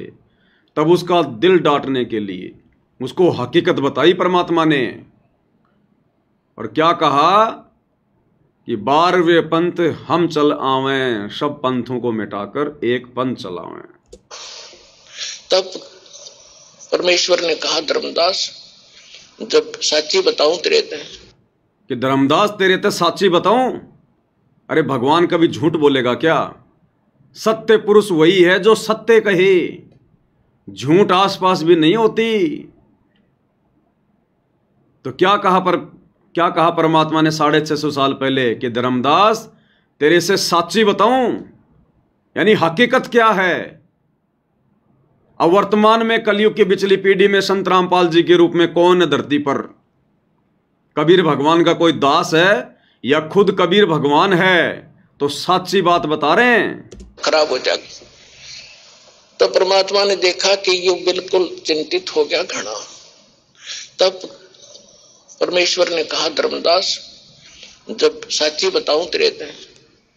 तब धर्मदास ने कहा कि भगवान आज कितना अच्छा समय है, कलयुग स्टार्ट है सन 1398 में और 1512 तक, और आज भी लोग ना मानते, और आप कह रहे हो अगर भयंकर कलयुग पैदा कर देगा, काल ऐसा जुल्म कर देगा, हाहाकार मच जाएगी, इंसान कृतघ्नी हो जाएंगे, तो उस समय कैसे पार होंगे। आज तो आप भी विद्वान हैं और फिर भी ना मान रहे ये लोग। तो परमात्मा ने कहा जब 5500 वर्ष कलयुग बीतेगा और 12वां वंश चल चुका होगा इस काल का, यानी गरीबदास पंथ तक, तो उस 12वें पंथ में मैं आऊंगा स्वयं, और फिर सभी पंथों को खत्म करके एक पंथ बनाऊंगा। क्या कहा परमात्मा ने, सच्ची हकीकत बताई कि 12वें पंथ में मैं आऊंगा खुद चलकर, और सब पंथों को मिटाकर एक पंथ चलाऊंगा। तो तुम्हारे दाढ़ी मूछ वाले कबीर जी तो तुम लोगों के अनुसार संत रामपाल जी को 1997 में आके मिले, और 12वां पंथ खत्म हो गया 1994 में, क्योंकि 12वें पंथ के अंतिम गुरु आदरणीय राम देवानंद जी ने अपने सर्व अधिकार उपदेश देने का, सत्संग करने का 1994 में संत रामपाल जी के हाथ में दे दिया और खुद हो गए रिटायर। तो 12वां पंथ तो 1994 में खत्म हो गया और कबीर जी ने आना था 12वें पंथ में। तो कौन आए फिर 12वें पंथ में? सतगुरु रामपाल जी आए और 13वां पंथ उन्होंने आके चलाना था। 1994 में चलाया 13वां कबीर पंथ। अब ये तत्व ज्ञान है भाई और बहनों। ये सांसारिक पढ़ाई पढ़ते पढ़ते दिन रात वो मैथ के सवाल, वो सूत्र निकालते निकालते आप और हमारे को युग बीत गए, कुछ भी हाथ नहीं लगा। अब इसमें दिमाग लगाना पड़ेगा, इस परमात्मा के आध्यात्मिक ज्ञान में पीएचडी करनी पड़ेगी, इसमें चिंतन मनन मंथन करना पड़ेगा, सूत्र निकालने पड़ेंगे, पॉइंट टू पॉइंट ये कनेक्शन जोड़ने पड़ेंगे, तब जाकर ये काल हमारी आत्मा में ये बात ढंग से बैठने देगा। नहीं तो हवाई गुरु को परमात्मा कहने से भी बात नहीं बनेगी। दिल में जगह चाहिए, दिल में गुरु को परमात्मा मानने के लिए। और वो इस प्रकार से गुरुदेव के सत्संगों के ऊपर चिंतन मनन करने से, साध संगति के माध्यम से होगा। ऐसे बात नहीं बनेगी। तो गुरुदेव ने हकीकत बताई कि मैं खुद आऊंगा, नहीं हो जाएंगे। तो उस समय कैसे पार होंगे? आज तो आप भी विद्वान हैं और फिर भी ना मान रहे ये लोग। तो परमात्मा ने कहा जब 5500 वर्ष कलयुग बीतेगा और बर्मा वंश चल चुका होगा इस काल का, यानी गरीबदास पंथ तक, तो उस बर्म में पंथ में मैं आऊंगा स्वयं और फिर सभी पंथों को खत्म करके एक पंथ बनाऊंगा और सारी सृष्टि मेरा ही नाम लेगी। तेरे 42 वंश क्या सारी सृष्टि न पार करूंगा धर्मदास, 42 की चिंता छोड़ तू। तब उसका दिल डटा था और काल के सामने परमात्मा ने थोड़ा सा भेद रखा कि मैं अपना अंश भेजूंगा। और काल के सामने परमात्मा ने, जब परमात्मा अपने पुत्र जोगजीत के रूप में थे, थोड़ा सा भेद रखा कि जब कलयुग आएगा चौथा युग तब हम अपना अंश पठाई, क्योंकि काल समझ ही नहीं सकता था। काल तो जोगजीत मान रहा था, परमात्मा को अपना भाई मान रहा था। अब जोगजीत का कौन सा अंश है? अगर उस समय परमात्मा कहते तो वो समझ ही नहीं पाता। इसलिए परमात्मा ने काल के आगे भेद रखा कि मेरा अंश जाएगा। अगर ये कह दें कि मैं खुद आऊंगा तो काल का कलेजा फट जाए। इसका मतलब ये जोगजीत नहीं है, ये तो खुद भगवान है, कबीर परमात्मा है, उसका कलेजा फट जाए। इसलिए परमात्मा ने उसके आगे कहा कि मैं अपना अंश भेजूंगा। और धर्मदास जी के माध्यम से गुरुदेव ने क्लियर कर दिया। कबीर सागर में मालिक की वाणी, अगर एक वाणी भी परमात्मा की झूठी हो गई तो किसी वाणी के ऊपर विश्वास नहीं किया जा सकता। कि 12वें पंथ हम ही चलावें, सब पंथों को मिटाकर एक पंथ चलावें। तो तुम्हारे दाढ़ी मूछ वाले कबीर जी तो 12वां पंथ खत्म होने के बाद में आए। 12वें पंथ का लास्ट जो गुरु था स्वामी राम देवानंद, वो भी शरीर छोड़ के चले गए थे, उसके बाद आए वो तो। क्योंकि दादा गुरु जी ने शरीर छोड़ा 26 जनवरी 1997 को, और उसके 2-2.5 महीने बाद में गुरु जी ने अपने आप को छुपाते हुए कहा कि मार्च 1997 में दिन के 10 बजे मुझे कबीर जी मिले। तो तुम्हारे दाढ़ी मूछ वाले कबीर जी तो 12वें पंथ के खत्म होने के बाद, 12वें पंथ के अंतिम गुरु के मरने के बाद में आए। तो उससे पहले उनको पता नहीं था क्या कि मैंने वाणी में क्या बोल रखा है, मेरे को 12वें पंथ में जाना है? भूल गए क्या? भगवान को भी भूल लग जाती है क्या? तो भाई ये संकेत ही काफी हैं। ये जानबूझ के परमात्मा ने 1994 में अपना 13वां कबीर पंथ चलाया। अगर चला दे 1998 में तो तुम लोग किसी प्रकार से भी काबू में नहीं आओ। कि नहीं नहीं जी 97 में देखो कबीर जी आए और 98 में फिर उन्होंने अपना पंथ चलाया। तो जानबूझ के परमात्मा ने ये खेल खेले ताकि हम आत्माओं को दृढ़ विश्वास हो जाए कि सतगुरु रामपाल जी के रूप में स्वयं कबीर भगवान धरती पर प्रकट हैं, इनके अलावा और कोई कबीर नहीं है। तो कितना क्लियर किया गुरुदेव भगवान ने इस अनमोल सत्संग के अंदर। और ये छोटे छोटे सत्संग भाई और बहनों, यही हमारे विश्वास को दृढ़ करेंगे। यही और एक छोटा सा सत्संग इसी से संबंधित कि 13वें पंथ को शुरू करने वाला, 13वें पंथ को चलाने वाला वो मार्गदर्शक कौन होगा? वो स्वयं कबीर परमात्मा होगा, स्वयं कबीर परमात्मा। तो 13वां पंथ ये तो क्लियर है ना, 1994 में सतगुरु रामपाल जी ने शुरू किया सत कबीर पंथ, यथार्थ 13वां कबीर पंथ, सत सुकृत पंथ। और उस 13वें पंथ को चलाने वाला कौन होगा? स्वयं कबीर परमात्मा होगा। क्या कह रहे हैं गुरुदेव भगवान अपने मुख कमल से? और वो जो मार्गदर्शक होगा वो समान दृष्टि से, सबको एक दृष्टि से, एक स्वभाव से, वो जो मार्गदर्शक होगा वो सबको समान दृष्टि से, एक दृष्टि से देखेगा। कौन मार्गदर्शक? भाई मार्गदर्शन कौन कर रहे हैं? अरे तुम्हारे दाढ़ी मूंछ वाले कबीर जी तो कहीं दिखाई नहीं दे रहे, वो तो किसी का मार्गदर्शन कर ही नहीं रहे। बताओ सन 1993 से सत्संग करके मार्गदर्शन कौन दे रहे हैं दुनिया को? सन 1994 से नाम उपदेश देकर, सतनाम देकर, सारनाम देकर दुनिया का आत्म कल्याण कौन कर रहे हैं? मार्गदर्शन कौन कर रहे हैं? मार्गदर्शक की भूमिका कौन निभा रहे हैं? सतगुरु रामपाल जी या तुम लोगों के अनुसार वो दाढ़ी मूंछ वाला कबीर? तो यहां उस मार्गदर्शक की बात हो रही है। और मार्गदर्शक वो होता है जो आध्यात्मिक मार्गदर्शन करे। और वो कैसे करेगा? शास्त्रों के आधार से करेगा। 5वें वेद, सूक्ष्म वेद को खोल के बताएगा, सत्संग के माध्यम से करेगा। तो ये काम कौन कर रहा है मार्गदर्शन वाला? सतगुरु रामपाल जी या दाढ़ी मूंछ वाले कबीर जी? तो उसी मार्गदर्शक के बारे में बात हो रही है, यानी सतगुरु रामपाल जी के बारे में। और वो मार्गदर्शक कौन होगा? और वो जो मार्गदर्शक होगा वो समान दृष्टि से, सबको एक दृष्टि से, एक स्वभाव से, एक भाव से व्यवहार करेगा। और वो समर्थ सत कबीर होगा। बोलो सतगुरुदेव।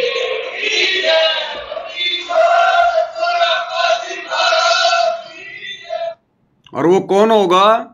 वो समर्थ सत्य कबीर ही होगा। तो कौन है वर्तमान में कबीर धरती पर? सतगुरु रामपाल जी, स्वयं कबीर परमात्मा। इसलिए उस दाढ़ी मूंछ वाली कबीर की समझे जाने वाली बनावटी, नकली, मुर्दा, बेजुबान फोटो का सतगुरु रामपाल जी के यथार्थ 13वें कबीर पंथ में, उनके भक्तों के दिल में, घर में, दरबार में कोई स्थान नहीं है, कोई जगह नहीं है। और मंद बुद्धि होगा वो भगत, सबसे बड़ा महामूर्ख होगा जो सतगुरु रामपाल जी से उपदेश लेने के बाद अगर उस दाढ़ी मूंछ वाली कबीर की समझे जाने वाली फोटो को परमात्मा मानकर उसमें जरा भी आस्था रखेगा। क्योंकि गुरु और गोविंद दो नहीं भाई, जब तक दो समझोगे दो जग में जाई। नरक में जाने वाले काम है, नरक में जाने वाले काम। तो कितना क्लियर किया गुरुदेव भगवान ने कि वो जो मार्गदर्शक होगा, जो 13वां कबीर पंथ चलाएगा, वो स्वयं समर्थ सत्य कबीर होगा। और सबके साथ एक समान व्यवहार करेगा, सबको एक समान देखेगा। अब देखेगा वो जो धरती पे होगा, जो गुरु रूप में होगा। अब तुम्हारे दाढ़ी मूंछ वाले क्या देखेंगे? किसको देखेंगे भाई? अरे सतलोक आश्रम वालों, तुम्हारे दाढ़ी मूंछ वाले कबीर जी धरती पे कहाँ हैं? कौन से दिन उन्होंने हमारे साथ में समान व्यवहार किया? वो तो कभी मिले भी नहीं, वो तो कभी साक्षात्कार भी नहीं दिया उन्होंने। भगवान कभी छुपता हुआ डोलता है क्या? भगवान को किस बात का डर है, किस बात का भय है? अरे ये छुपन छुपाई का खेल तो ये काल खेलता है, ये रहता है छुप के। फिर तुम्हारे कबीर भगवान दाढ़ी मूंछ वाले अगर वही भगवान है तो छुप के क्यों बैठे हैं? किस बात का डर है? क्या कुछ उल्टा पुल्टा काम कर रखा क्या उन्होंने भी काल की तरह? जो उनको शर्म आती है अपने बच्चों के सामने आने में। कबीर भगवान को शर्म नहीं है, वो उल्टा काम कभी सोच भी नहीं सकते, उनकी सोच में भी नहीं होता। इसीलिए तो 8 सितंबर 1951 को ही दिल्ली मंडल में आके बैठ गए, सतगुरु दिल्ली मंडल आईसी। पूज्य गुरुदेव सतगुरु रामपाल जी परमात्मा, ये है समर्थ सत्य कबीर, जो सबके साथ समान व्यवहार कर रहे हैं। समदृष्टि, सतगुरु के लक्षण 4 बखाना। प्रथम वेद शास्त्र को ज्ञाना, दूजे हरि भक्ति मन कर्म वचन जानी, तीजे समदृष्टि जाना, और चौथा वेद विधि सब कर्मा। ये 4 लक्षण सतगुरु के जाना। तो समदृष्टि की भूमिका कौन निभा रहे हैं? सतगुरु रामपाल जी निभा रहे हैं। तो ये हैं रियल में कबीर भगवान। और इनके अलावा अगर किसी और में जरा भी आस्था रख ली, as a God, as a परमात्मा, भाई मुक्ति नहीं हो पाएगी। बाकी भक्ति जो कर रहे हो, दान धर्म जो कर रहे हो, सुमरण जो कर रहे हो, फिर काल के हत्थे चढ़ जाओगे, ब्रह्मा विष्णु महेश बन जाओगे, धरती पर राजा महाराजा बन जाओगे, और फिर दुर्गति भी होगी फिर आगे भयंकर। जितनी मौज उतनी सजा। तो ये पंगा भाई और बहनों समझदार आत्मा तो लेगी नहीं गुरु को मानुष मानने वाली। तो कितने अच्छे से गुरुदेव भगवान आप और हमारी आंखें खोलते हुए सन 1993 से सत्संग करते हुए आ रहे हैं। और एक सत्संग में देखो गुरुदेव भगवान ने कितने अच्छे से हमें समझाया। परमात्मा क्या कह रहे हैं। 17 फरवरी 1988 को उन्होंने आदरणीय राम देवानंद जी को अपना मुंह बोला गुरु धारण किया। आदरणीय राम देवानंद जी कोई सतगुरु नहीं थे। सतगुरु तो एक ही होता है पूरी सृष्टि में, एक समय में एक ही होता है, दूसरा कोई सतगुरु नहीं होता। सतगुरु एक ही होता है, एक समय में 2 सतगुरु नहीं होते, क्योंकि परमात्मा एक ही है और परमात्मा स्वयं सतगुरु की लीला करता है। तो आदरणीय राम देवानंद जी को तो गुरुदेव ने केवल इस भक्ति विधान को बनाए रखने के लिए गुरु शिष्य परंपरा का निर्वाह करते हुए खाली फोकट की महिमा दी है कि वो मेरे सतगुरु थे, वो परमात्मा थे, वो बंदी छोड़ थे। आप और हमें भक्ति का पाठ पढ़ा रहे हैं कि एक शिष्य का अपने गुरु जी के प्रति कैसा समर्पण भाव होना चाहिए। उन्होंने हमें रिहर्सल करके दिखाई ताकि हम अपने गुरु जी को कबीर परमेश्वर मानकर जब उनके साथ इसी प्रकार से समर्पण भाव दिखाएंगे, श्रद्धा भाव दिखाएंगे, क्योंकि हमारे गुरुदेव तो हैं ही खुद कबीर, ये तो रियल गॉड हैं, रियल सतगुरु हैं, रियल बंदी छोड़ हैं। तो जब तक हमारे भाव उस कदर नहीं होंगे तब तक हमारी बात नहीं बनेगी। तो परमेश्वर ने रिहर्सल करके दिखाई, एक मुंह बोले शिष्य की भूमिका निभा के, मुंह बोला गुरु बना के। अन्यथा आदरणीय राम देवानंद जी कोई सतगुरु नहीं थे। अगर वे ही सतगुरु होते तो फिर सतगुरु रूप में संत रामपाल जी को आने की क्या जरूरत थी। अरे परमात्मा कहते हैं सिद्ध तार है पिंड आपना और साधु तार है खंड, और सतगुरु उसको जानियो जो तार देवे ब्रह्मांड। सतगुरु तो वो होता है जो पूरे ब्रह्मांड को पार कर दे, मोक्ष करा दे। तो अगर आदरणीय राम देवानंद जी ही सतगुरु होते तो फिर सतगुरु रामपाल जी को आने की जरूरत क्या थी, वो खुद ही ना सबको पार कर देते। तो एक समय में धरती पर एक ही सतगुरु होता है। अब बताओ फिर जब खुद सतगुरु रामपाल जी सतगुरु हैं, फिर 1997 में सतलोक से चलकर और कौन सा दाढ़ी मूंछ वाला सतगुरु आएगा। क्या सतगुरु भी 2 होते हैं क्या, 3 होते हैं क्या? एक तो आदरणीय राम देवानंद जी हो गए सतगुरु, एक सतगुरु रामपाल जी हो गए सतगुरु, और एक 1997 में दाढ़ी मूंछ वाले कबीर जी हो गए सतगुरु। अरे भगवान भी 3 होते हैं क्या? तो क्या कह रहे हैं गुरुदेव भगवान, क्लियर कर रहे हैं परमात्मा, ध्यान से सुनिएगा। कौन ब्रह्मा का पिता है, ये 18 पुराण पढ़ते हैं, आज तक ये नहीं मालूम कि कौन ब्रह्मा का पिता है, कौन विष्णु की मां, शंकर का दादा कौन है। कोई तो जो बता। अब तो सभी बता देंगे, क्योंकि ये ज्ञान इस दास के द्वारा परमात्मा ने प्रकट करवा दिया। लेकिन आज से जब से ये दास ये कथा सुनाने लगा है, सत्संग करने लगा, उससे पहले का कोई व्यक्ति बता के दिखा दो, हम मान जाएंगे वो कोई। क्या कह रहे हैं गुरुदेव? कौन ब्रह्मा का पिता है, कौन विष्णु की मां, शंकर का दादा कौन है, हमको दे बता। तो सतगुरु रामपाल जी कह रहे हैं कि अब तो हर कोई बता देगा, क्योंकि दास 1993 से बता रहा है, समझा रहा है, अब तो हर कोई बता देगा। लेकिन गुरुदेव कह रहे हैं इस दास से पहले का कोई व्यक्ति, कोई संत बता के बताओ, एक का भी नाम बताओ जिसको पता हो कि ब्रह्मा का पिता कौन है, विष्णु की माता कौन है, शंकर का दादा कौन है। क्या कह रहे हैं गुरुदेव? शब्दों पे ध्यान देना। इस दास से पहले का कोई संत बताओ। तो सतगुरु रामपाल जी से पहले वाले संत तो भाई उनके गुरुजी थे। अरे सतगुरु रामपाल जी से पहले तो उनके गुरुजी थे ना संत। तो गुरुजी ने तो उनको भी रिजेक्ट कर दिया कि इससे पहले का कोई संत बताओ, तब हम मान जाएंगे।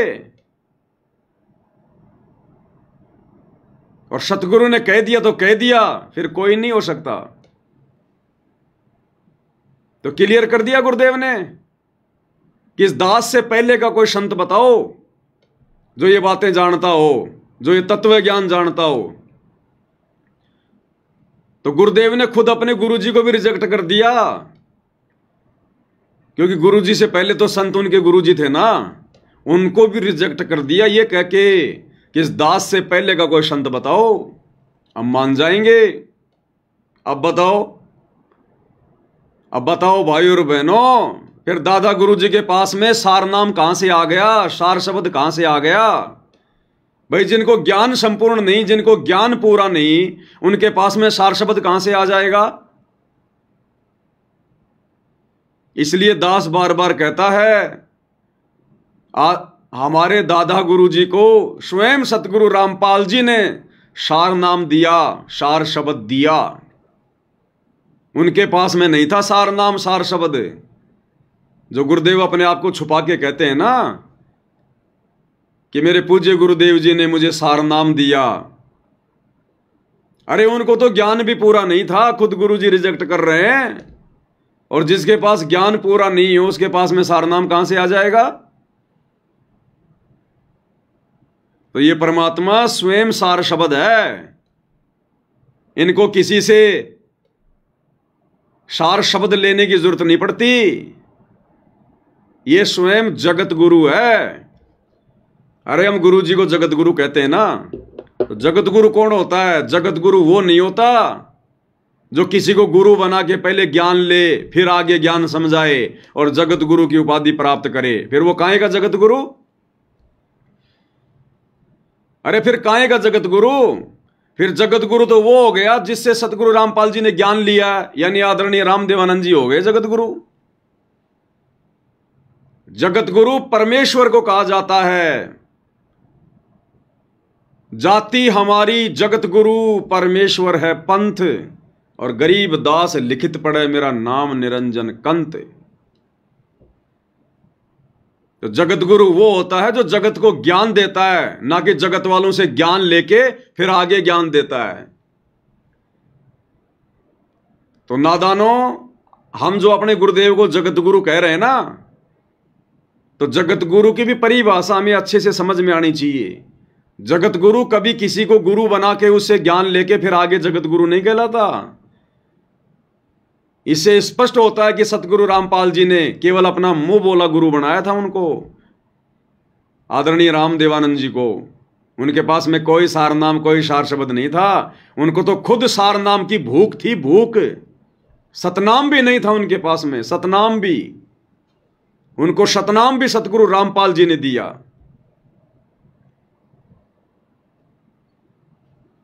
तो क्या कह रहे हैं गुरुदेव भगवान कि इस दास से पहले का कोई संत बता दो जिसको ये ज्ञान हो। तो गुरुजी से पहले तो उनके गुरुजी संत थे, क्या उनको भी ज्ञान नहीं था? नहीं था। केवल परमात्मा ने उनको निमित्त बना रखा था। आदरणीय गरीबदास जी से लेकर आगे धीरे धीरे धीरे धीरे इस पंथ को यहां तक लेकर आना, ये कड़ी से ये कड़ी जोड़ना, गुरु परंपरा को बनाए रखना। अन्यथा ये दूसरे नकली ये पंथ वाले, ये कबीर पंथी, ये सतगुरु रामपाल जी को बोलने नहीं देते कि कहां है तुम्हारी गुरु परंपरा, कब से चली आ रही है तुम्हारी ये गुरु आई। संत रामपाल जी तो निगुरा है। आप और हमारे मन में सौ शंका पैदा कर देते। इसलिए सतगुरु रामपाल जी ने उस प्यारी आत्मा को, आदरणीय राम देवानंद जी को खाली निमित्त बनाया। 12वें पंथ में गुरु पदवी देकर, संत की पदवी देकर, और अपनी वाणी के अनुसार फिर 12वें पंथ में उनको स्वयं आना था, तो स्वयं चलकर आ गए सतगुरु रामपाल जी और सारे अधिकार छीन लिए फिर उनसे कि प्यारी आत्मा तेरा काम पूरा हुआ, अब आप आराम करो, विश्राम करो, बैठ के भक्ति करो, जो आपको नाम दे दिया सतनाम सारनाम।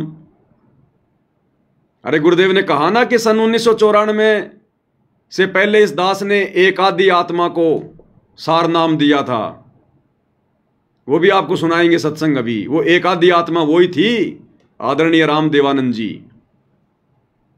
तुम्हारे दाढ़ी मूछ वाले कबीर जी के 1997 में सतगुरु रामपाल जी से मिलने से पहले तो सतगुरु रामपाल जी ने सार नाम भी दे दिया था दादा गुरु जी को।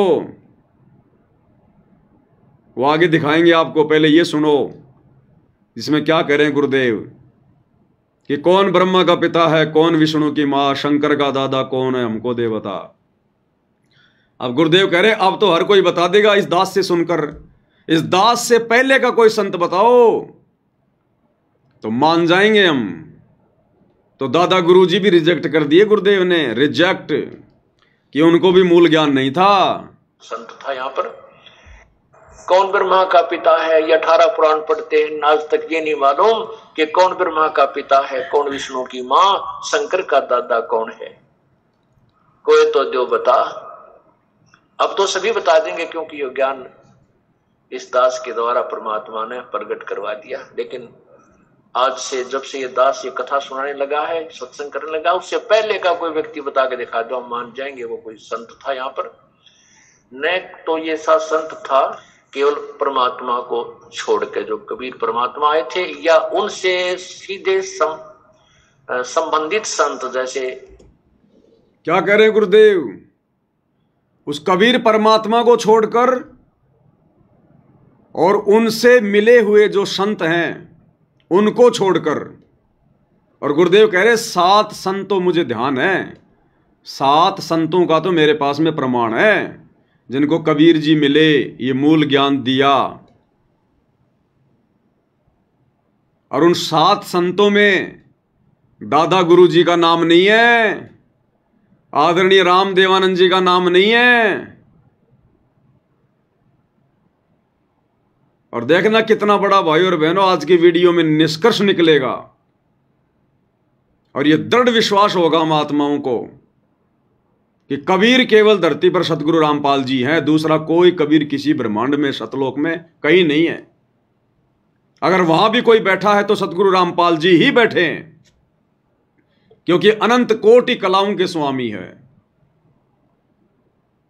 तो क्या कह रहे हैं गुरुदेव, आज से पहले का कोई संत बताओ। फिर गुरुदेव कह रहे हैं या तो कबीर परमात्मा स्वयं आए थे, उनको पता था, या उनसे परिचित जो संत थे उनको पता था। और उन संतों में दादा गुरु जी का नाम नहीं है। देखिएगा, सुनिए। 7 संतों के बारे में दास को मालूम है, उनको छोड़कर किसी को यह तत्व ज्ञान नहीं था। गुरुदेव कह रहे 7 संतों का नाम दास को याद है, उनको छोड़कर किसी को तत्व ज्ञान नहीं था। और दादा गुरु जी का नाम लिया ही नहीं गुरु जी ने उन 7 संतों में। तो क्या दादा गुरु जी को तत्व ज्ञान नहीं था? भाई नहीं था, पूर्ण तत्व ज्ञान नहीं था। पूर्ण तत्व ज्ञान तो स्वयं परमात्मा को ही होता है। अब सोचिए, जिनको पूर्ण तत्व ज्ञान नहीं था दादा गुरु जी को, तो उनके पास में सतनाम कहां से आ जाएगा, सार नाम कहां से आ जाएगा? तो दादा गुरु जी को सतनाम और सार नाम अरे हमें गुरुदेव ने बताया ना विशेष संदेश में कि मेरे पूज्य गुरुदेव जी ने मुझे प्रथम नाम दिया और 7 दिन के अंदर अंदर फिर मुझे सतनाम दे दिया।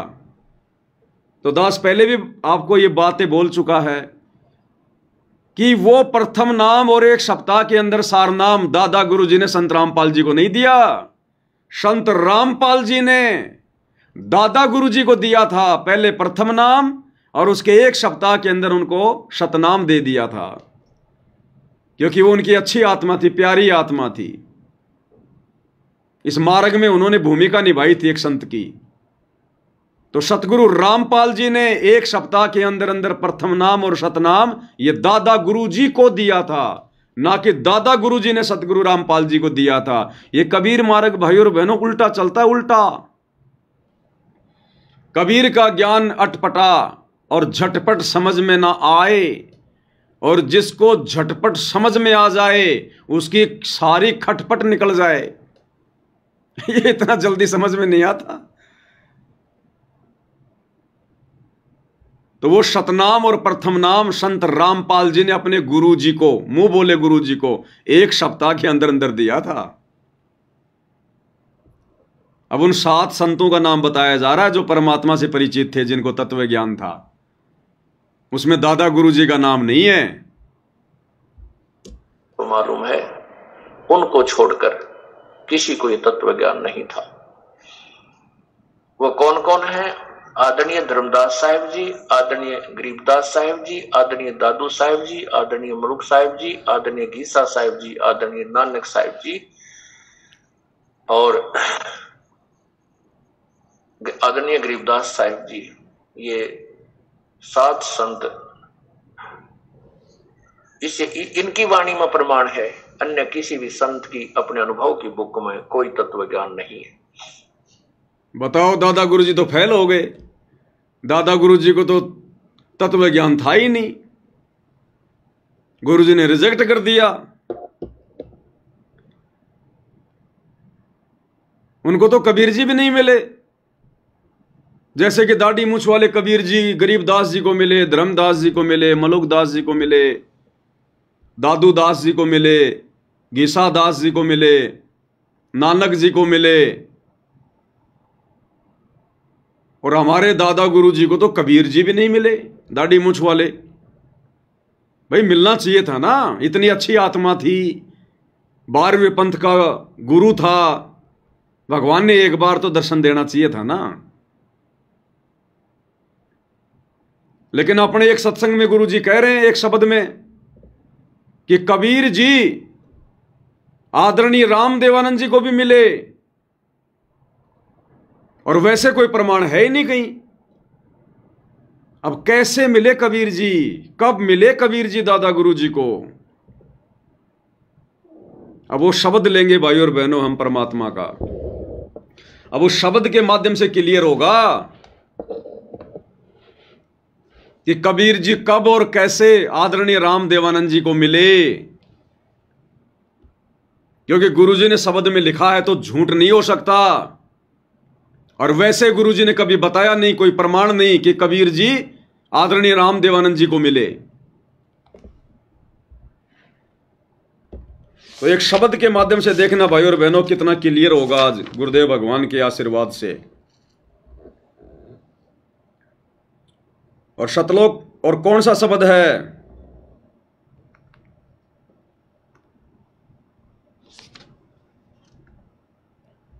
शब्द है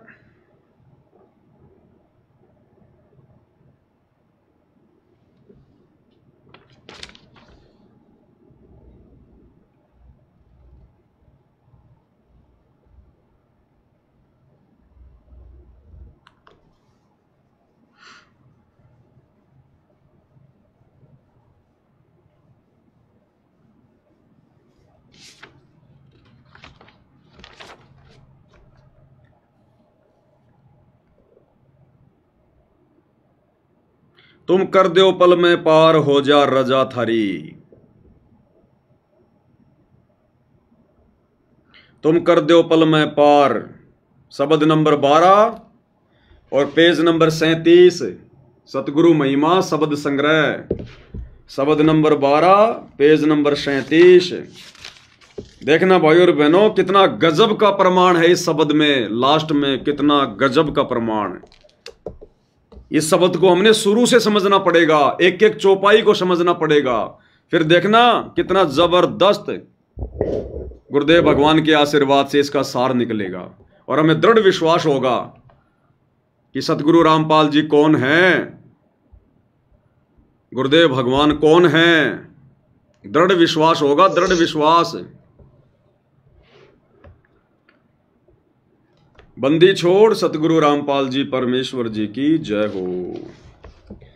तुम कर दो पल में पार, हो जा रजा थारी। तुम कर दो पल में पार, हो जा रजा थारी।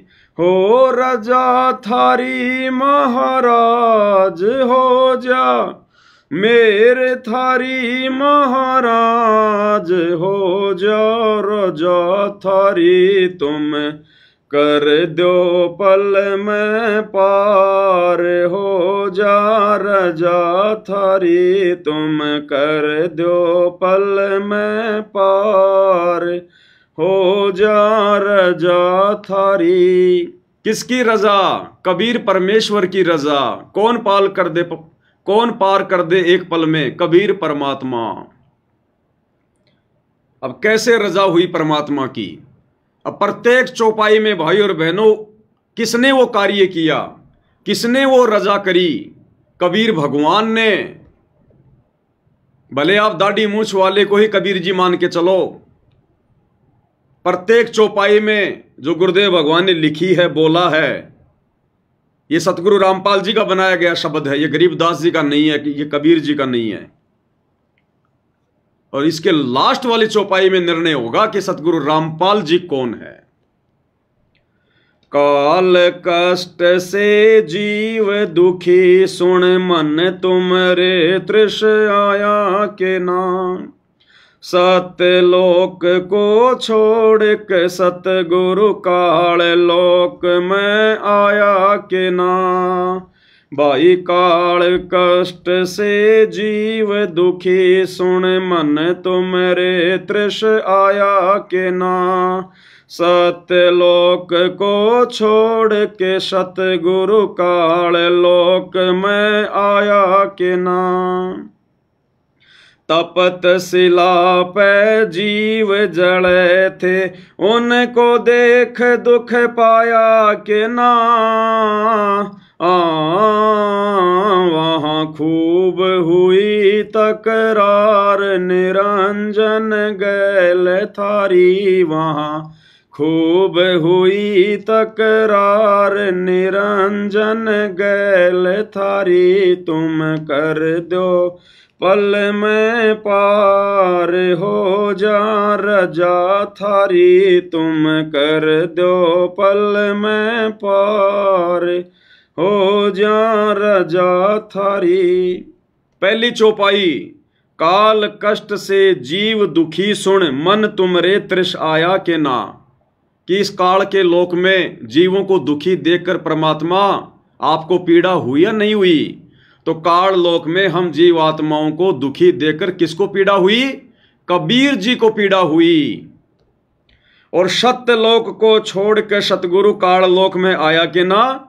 फिर सतलोक को छोड़ के काल लोक में कौन आया? कबीर जी। प्रत्येक चौपाई में कबीर की महिमा है, ध्यान रखना भाई और बहनों।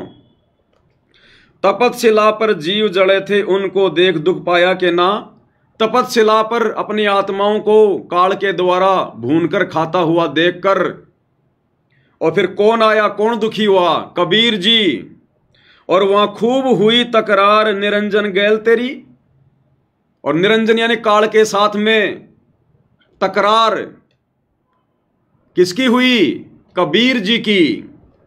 दूसरी चौपाई, प्रथम आए बर्मा लोक में, बर्मा जी समझाया के ना। विष्णु जी को शरण में लेके चरणों के मालाया के ना।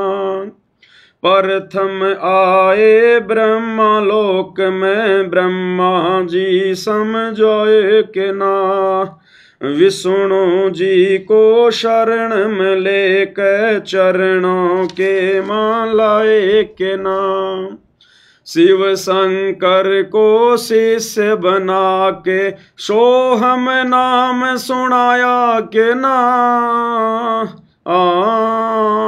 थारी खूब हुई तकरा जयकार पहुँचे शिवपुरी, थारी खूब हुई जयकार पहुँचे शिवपुरी, तुम कर दो पल में पार हो जा रजा थारी, तुम कर दो पल में पार हो जा रजा थारी। प्रथम आए ब्रह्मालोक में ब्रह्मा जी को समझाया के ना, तो ब्रह्मा जी के लोक में ज्ञानी ऋषि का रूप बनाकर ब्रह्मा जी को समझाने के लिए कौन आए थे? कबीर जी। विष्णु जी को शरण में लेके चरणों के मां लाया के ना, फिर विष्णु जी को हरियम नाम दे के अपना शिष्य किसने बनाया? कबीर जी ने। ये सारी महिमा कबीर जी के ध्यान रखना भाई और बहनों। यानी जो जो घटनाएं घटी वो कबीर जी ने आके वो घटनाएं घटित किया नहीं की शिव शंकर को शिष्य बना के सोहम नाम सुनाया के ना, फिर शंकर जी के लोक में गए कौन? कबीर जी। शंकर जी को सोहम नाम देकर अपना शिष्य किसने बनाया? कबीर जी ने। थारी खूब हुई जयकार पहुंचे शिवपुरी, फिर शंकर भगवान ने शिवपुरी में कबीर परमेश्वर जी के पहुंचने के बाद में उनके जय जयकार किया नहीं की किसकी? कबीर जी की।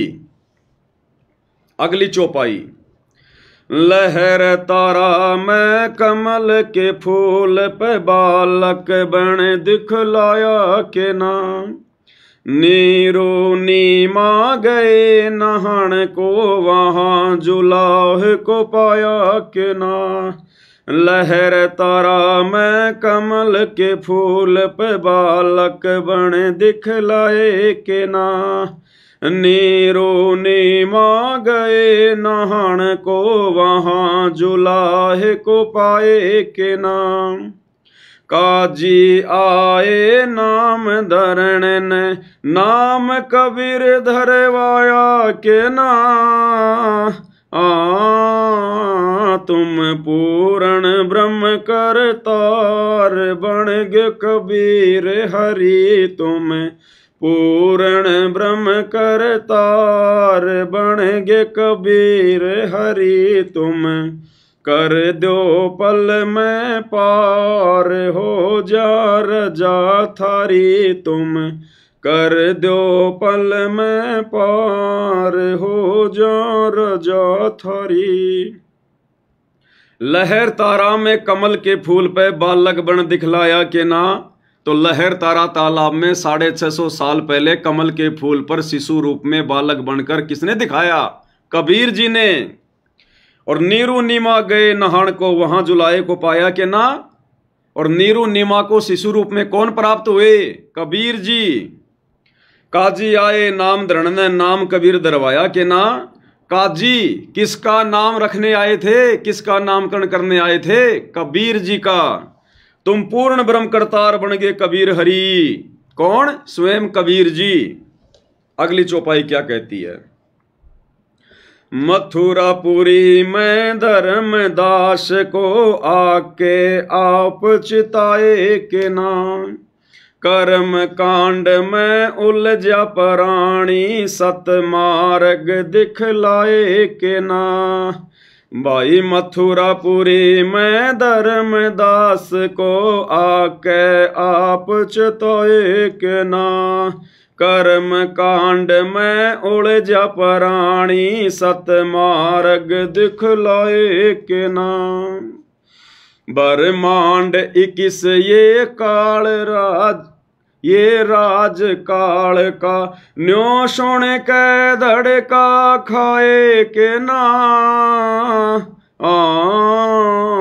तुमने दे दिया शब्द सार गीता दूर दरी, तुमने दे दिया शब्द सार गीता दूर दरी तुम कर दो पल में पार हो जा रजा थारी तुम कर दो पल में पार हो जा रजा थारी।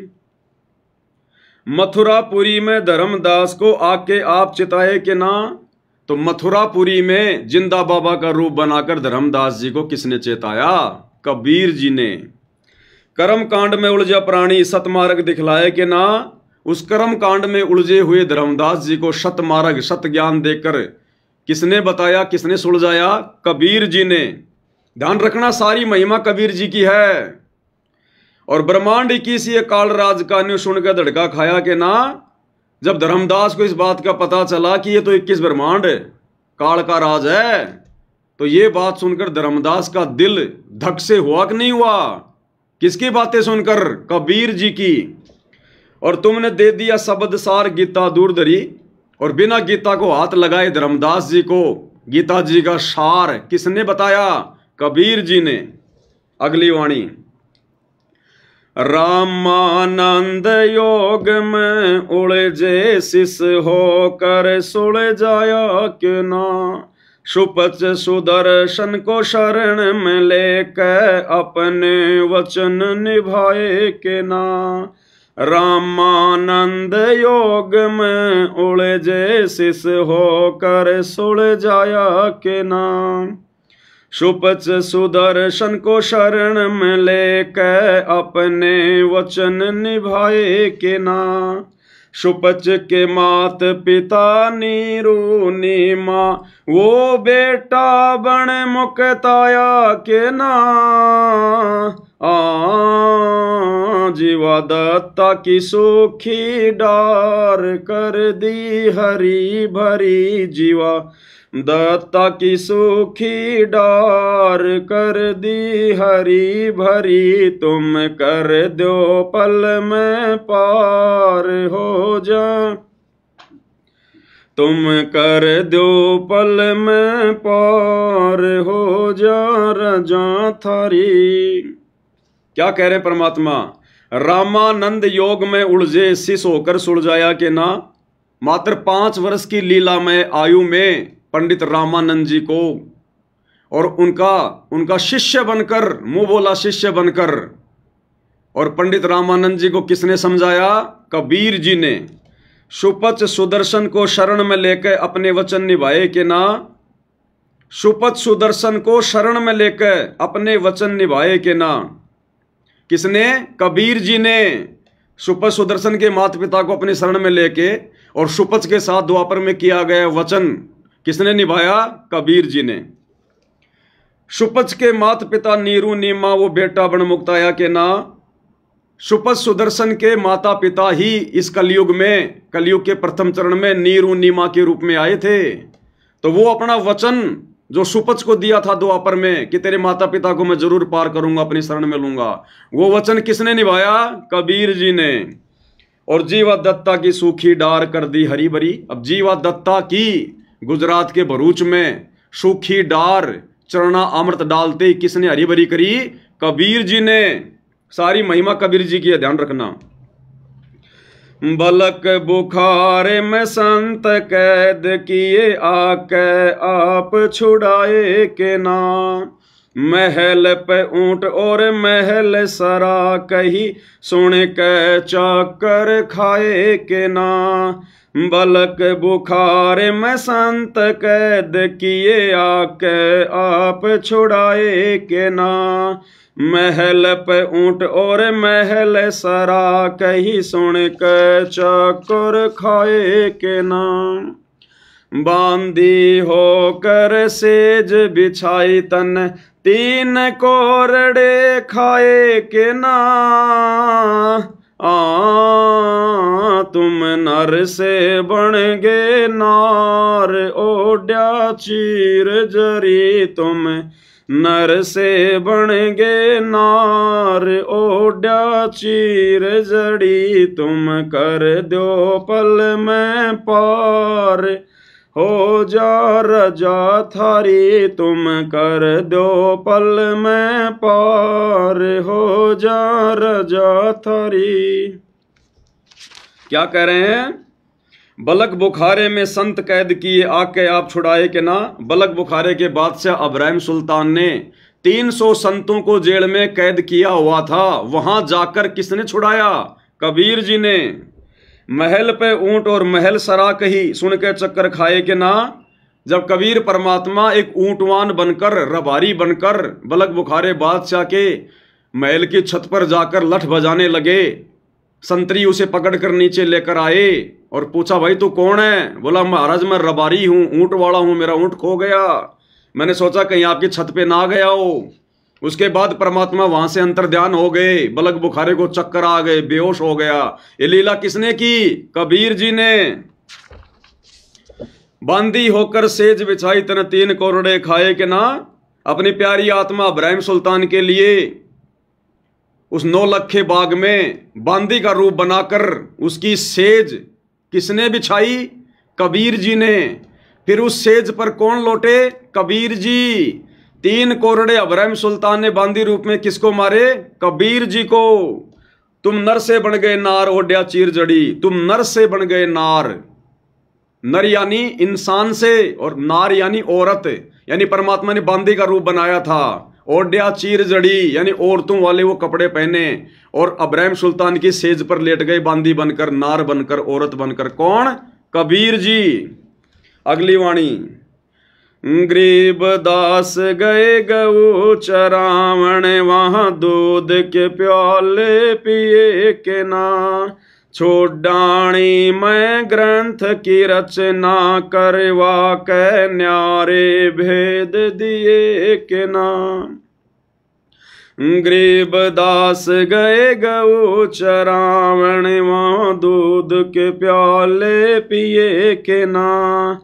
छोड़ाणी मैं ग्रंथ की रचना, करवा न्यारे भेद दिए के ना।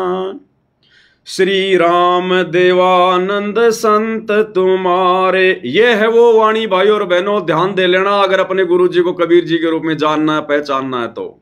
श्री राम देवानंद संत तुम्हारे, अपनी शरणा लिए के ना।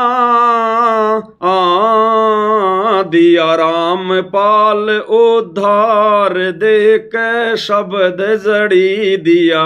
राम पाल उद्धार, दे के शब्द जड़ी। तुम कर दो पल में पार, हो जा रजा तेरी। तुम कर दो पल में पार, हो जा रजा थारी। गरीबदास जी गए गऊ चरावण, वहां दूध के प्याले पिए के ना। गरीबदास जी 10 साल की उम्र में छुडानी के खेतों में, उस नड़ा नाम के खेत में अपनी गाय चराने गए थे। वहां पर दूध के प्याले किसने पिए? कवारी गाय से निकलवा कर कबीर जी ने। ध्यान रखना, सारी महिमा कबीर जी की हो रही है। छोड़ानी में ग्रंथ की रचना, करवा के न्यारे भेद दिए के ना। छोड़ानी में गरीबदास जी के रूप में कौन आए थे जिन्होंने ग्रंथ की रचना करवाई, न्यारे न्यारे भेद दे दिए, 5वां सूक्ष्म वेद लिखवा दिया? कबीर जी ने। और लास्ट में क्या कह रहे हैं परमात्मा? क्योंकि हर वाणी में कबीर जी ने सारी भूमिका निभाई। अब लास्ट की वाणी क्या कह रही है? श्री राम देवानंद संत तुम्हारे, अपनी शरणा लिए के ना। कि हे कबीर भगवान, हे दाढ़ी मूछ वाले कबीर भगवान, श्री राम देवानंद संत तुम्हारे, यानी 12वें पंथ के गुरु राम देवानंद जी तुम्हारे संत थे, तुम्हारे द्वारा भेजे गए, तुम्हारे द्वारा 12वें पंथ का गुरु बनाया गया। और अपनी शरणा लिए के ना, आपने उनको अपनी शरण में लिया कि नहीं लिया? तो श्री राम देवानंद जी संत तुम्हारे, अपनी शरणा लिए के ना। तो बताओ भाई, कबीर जी ने संत राम देवानंद जी को कब अपनी शरण में लिया? जबकि वाणी कह रही है कि अपनी शरणा लिए के ना, संत राम देवानंद जी संत तुम्हारे। तो आदरणीय राम देवानंद जी को तो दाढ़ी मूछ वाले कबीर जी या जिंदा महात्मा रूप वाले कबीर जी कभी मिले ही नहीं जिंदगी में, ना कभी गुरु जी ने जिक्र किया। और वाणी कह रही है, गुरुजी अपने हाथों से लिख रहे हैं कि श्री राम देवानंद संत तुम्हारे अपनी शरणा लिए के ना, कि भगवान आपने भी तो उनको अपनी शरण में लिया था। आदरणीय राम देवानंद जी को कब लिया भाई, कब मिले कबीर जी? वो दाढ़ी मूछ वाले तो कभी मिले ही नहीं उनको कबीर जी आकर।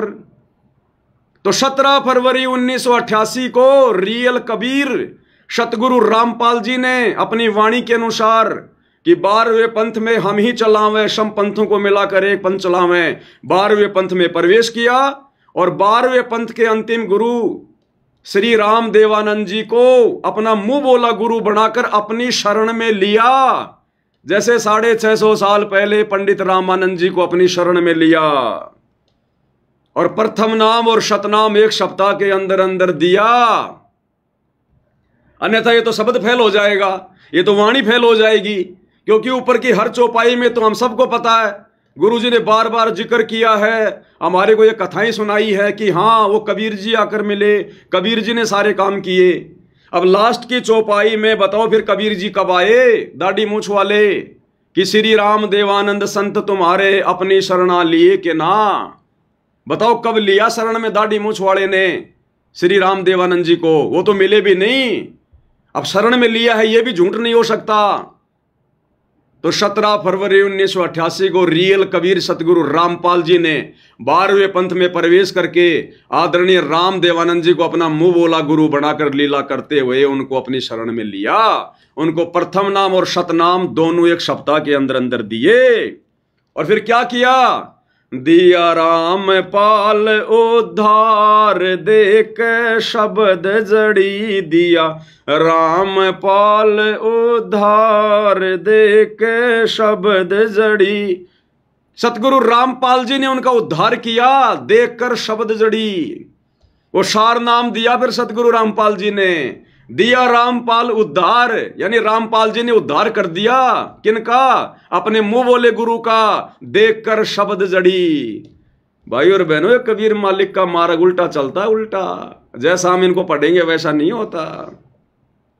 तो बताओ भाई और बहनों, धरती पर कबीर कौन? सतगुरु Rampal ji is Kabir, real God. है इनके अलावा कोई और कबीर?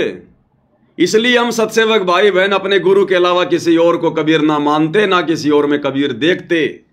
और यदि हमने इस कलयुग की पिछली पीढ़ी में यह तत्व ज्ञान लेने के बाद अपने गुरु के अलावा किसी और में कबीर जी का अगर छटांग भी देख लिया, तिल भर भी दर्शन कर लिया, हमारी बनी बनाई भक्ति का सत्यानाश। परमात्मा फिर बहुत नाराज होगा हमसे, बहुत नाराज होगा। तुम कर दो पल में पार हो जा रजा थारी।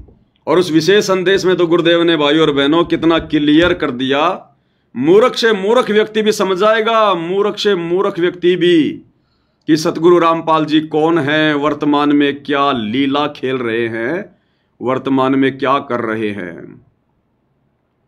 उसमें कहा ना गुरुदेव भगवान ने, बिल्कुल क्लियर कर दिया उसमें परमात्मा ने। वो कौन सा सत्संग था? 75 नंबर का।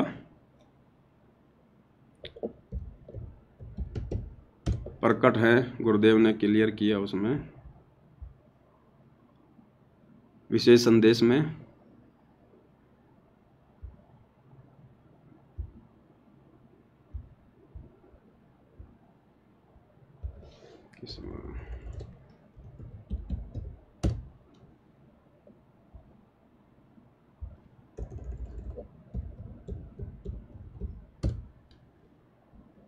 ये देखो, बिल्कुल क्लियर कर दिया गुरुदेव ने, बिल्कुल क्लियर। कह रहे वो परमात्मा गरीबदास जी के समय आए थे और भाई अब तुम्हारे सामने प्रत्यक्ष प्रकट है, पहचान सको तो पहचान लेना। तो क्या बताते हैं? उत्तर दक्षिण पूर्व पश्चिम फिरता दाने दाने लो, और सर्व कला सतगुरु साहिब की। हरि आए हरियाणे। गरीबदास जी के समय आए थे, रिबा रे भाई प्रगट सामने था रे, पहचाने जात पहचान लियो। गरीबदास जी के समय आए थे, रिबा रे भाई प्रगट सामने था रे, पहचाने जात पहचान लियो। गरीबदास जी के समय आए तेरी बारे भाई प्रगट सामने था रे, पहचाने जात पहचान लियो। गरीबदास जी के समय आए थे। कौन आए थे गरीबदास जी के समय? जिंदा बाबा। कौन जिंदा बाबा? कबीर जी। तो क्या कह रहे हैं गुरुदेव कि गरीबदास जी के समय आए थे भाई, और ये बारे थारे सामने प्रत्यक्ष प्रकट। अब कहां है वो जिंदा बाबा प्रत्यक्ष प्रकट? कहां है वो दाढ़ी मूंछ वाला कबीर जो गरीबदास जी का गुरु था? तो क्या गुरु जी झूठ बोल रहे हैं क्या? नहीं, अपने लिए संकेत कर रहे हैं कि गरीबदास जी के समय आए थे और ये बारे भाई थारे सामने प्रत्यक्ष प्रकट। तो वर्तमान में प्रत्यक्ष प्रकट कौन है धरती पर? दाढ़ी मूंछ वाला नहीं है, सतगुरु रामपाल जी हैं। तो कौन हुए सतगुरु रामपाल जी? गरीबदास जी के गुरु। गरीबदास जी के गुरु कौन थे? जिंदा महात्मा। जिंदा महात्मा की भूमिका कौन करता है? कबीर जी। तो कौन हुए वर्तमान में प्रत्यक्ष प्रकट? सतगुरु रामपाल जी, स्वयं कबीर परमात्मा। अब भाई और बहनों, हम गधे नहीं है जो परमात्मा बिल्कुल खुल के कह देगा कि मैं ही कबीर हूं। ये कबीर पंथी कोई 50 मुकदमे लगा देंगे, 50 मुकदमे, कि अपने आप को कबीर कह रहा है। इसलिए परमात्मा ने बहुत सोच समझ के आप और हम तक ये ज्ञान आगे ये पहुंचाना होता है। और ये फिर अनमोल तत्व ज्ञान क्यों दिया गुरुदेव ने? ये सृष्टि का सर्वश्रेष्ठ ज्ञान, मक्खन ज्ञान। ये मक्खन ज्ञान क्यों दिया गुरुदेव ने? अपनी पहचान करवाने के लिए। हम जानवर नहीं हैं, इंसान हैं, और इंसानों में भी सर्वश्रेष्ठ इंसान, सर्वबुद्धिमान इंसान, ये वैज्ञानिक, राष्ट्रपति, प्रधानमंत्री, ये साइंटिस्ट वगैरह, मंगल ग्रह पे जाने वाले, ये विद्वान नहीं है। विद्वान वो है जो आध्यात्मिक ज्ञान में, जिसकी बुद्धि आध्यात्मिक ज्ञान में काम कर रही है, जिसने भगवान को पहचान लिया, भक्ति को पहचान लिया, जो अपनी आत्मा का कल्याण करवाने के लिए आगे बढ़ रहा है, वो है बुद्धिमान। अरे साइंटिस्ट बनकर भी जो गधा बनने के लिए काल की भक्ति करके आगे बढ़ रहा है, वो काहे का विद्वान है? उसके बाद भी नहीं पहचानेंगे क्या हम? तो इस कलयुग की पिछली पीढ़ी में अगर किसी ने अपने गुरु को मानुष माना,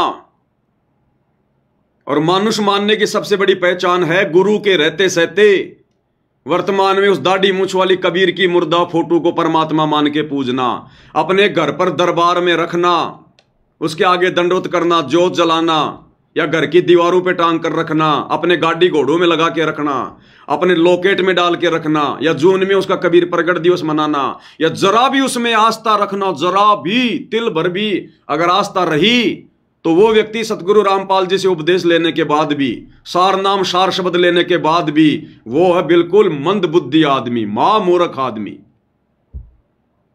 फिर उसको 2 कौड़ी का ज्ञान नहीं है। उसको बिल्कुल क्लियर कर दिया गुरुदेव ने, स्पष्ट कह रहे हैं, और फिर भी समझ में नहीं आ रही। इसका मतलब बुद्धि पे काल बैठा, काल। इसको कहते हैं काल प्रेरणा। काल ने कहा था ना, जाओ जोग जीत संसारा, जीव न माने कहा तुम्हारा, कि आप कितनी कोशिश कर लेना, मैं उनकी बुद्धि पे बैठा रहूंगा जो आपको परमात्मा मान के नहीं पूजेगा, जो गुरु को भगवान मान के नहीं पूजेगा, मैं उसकी बुद्धि पे बैठा रहूंगा, उसके घट में समाया रहूंगा, सद्बुद्धि आने नहीं दूंगा। और वही हो रहा है भाई और बहनों, देख लो, काल ने पूरी तरह से जकड़ रखा है इन सतलोक आश्रमों से जुड़ी हुई संगत को, पूरी तरह से। तो कितनी बड़ी मेहरबानी, कितनी बड़ी दया, कितनी बड़ी विशेष रजा गुरुदेव भगवान की आप और हम सत्सेवकों के ऊपर, जो गुरुदेव ने इस घोर कलयुग में अपनी पहचान करवाई, जहां धर्मदास भी चक्कर में पड़ गया था कि भगवान आपको कैसे पहचानेंगे, आप कैसे उनको पार करोगे? तो परमात्मा बोले, भाई ये मेरा काम है। जिनका वापस सतलोक जाने का समय आ जाएगा, वो मेरे संकेतों को समझने लग जाएंगे। तो आज गुरुदेव के संकेतों को कौन समझ रहा है? केवल सत्सेवक भाई बहन। इसलिए भाई बहनों, ये साध संगति सतलोक के लिए गुरुदेव भगवान का ट्रेनिंग सेंटर है, और यही परमेश्वर का यथार्थ 13वां कबीर पंथ है। यानी जो भक्ति विधि परमात्मा आप और हम सभी 2 कोटि के जीवों से करवा रहे हैं, स्वयं को परमेश्वर मनवा कर, आने वाले समय में पूरा विश्व यदि इसी प्रकार से करेगा तो मुक्ति प्राप्त करेगा, और कोई जरिया नहीं है दूसरा। और आप और हम भाई बहन समय रहते, समय से पहले परमेश्वर को समझ गए, उन्हीं के आशीर्वाद से। बाकी तो हम भी 2 कोटि के जीव हैं, इस भगवान को कोई पहचान नहीं सकता जब तक ये भगवान खुद अपनी रजा ना करे। और रजा उन्हीं पे करेगा जिनका भाई धर्मराज के कागजों में अब की बार लास्ट जन्म होगा, अंतिम जन्म होगा, उन्हीं पे रजा होगी। ये दिमाग इतना उन्हीं का खुलेगा, नहीं तो काल ने बिल्कुल पता नहीं हजारों ताले लगा रखे बुद्धि के, हजारों ताले, 1 खोल लोगे, 2 खोल लोगे, 10 खोल लोगे, हजारों कैसे खुलेंगे।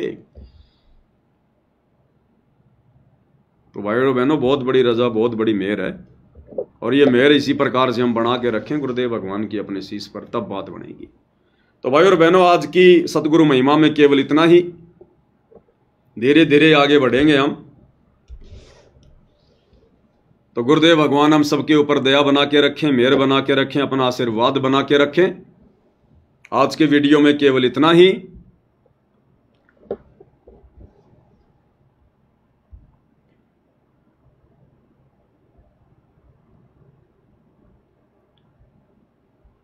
अरे भाई कहाँ चला गया सत साहिब?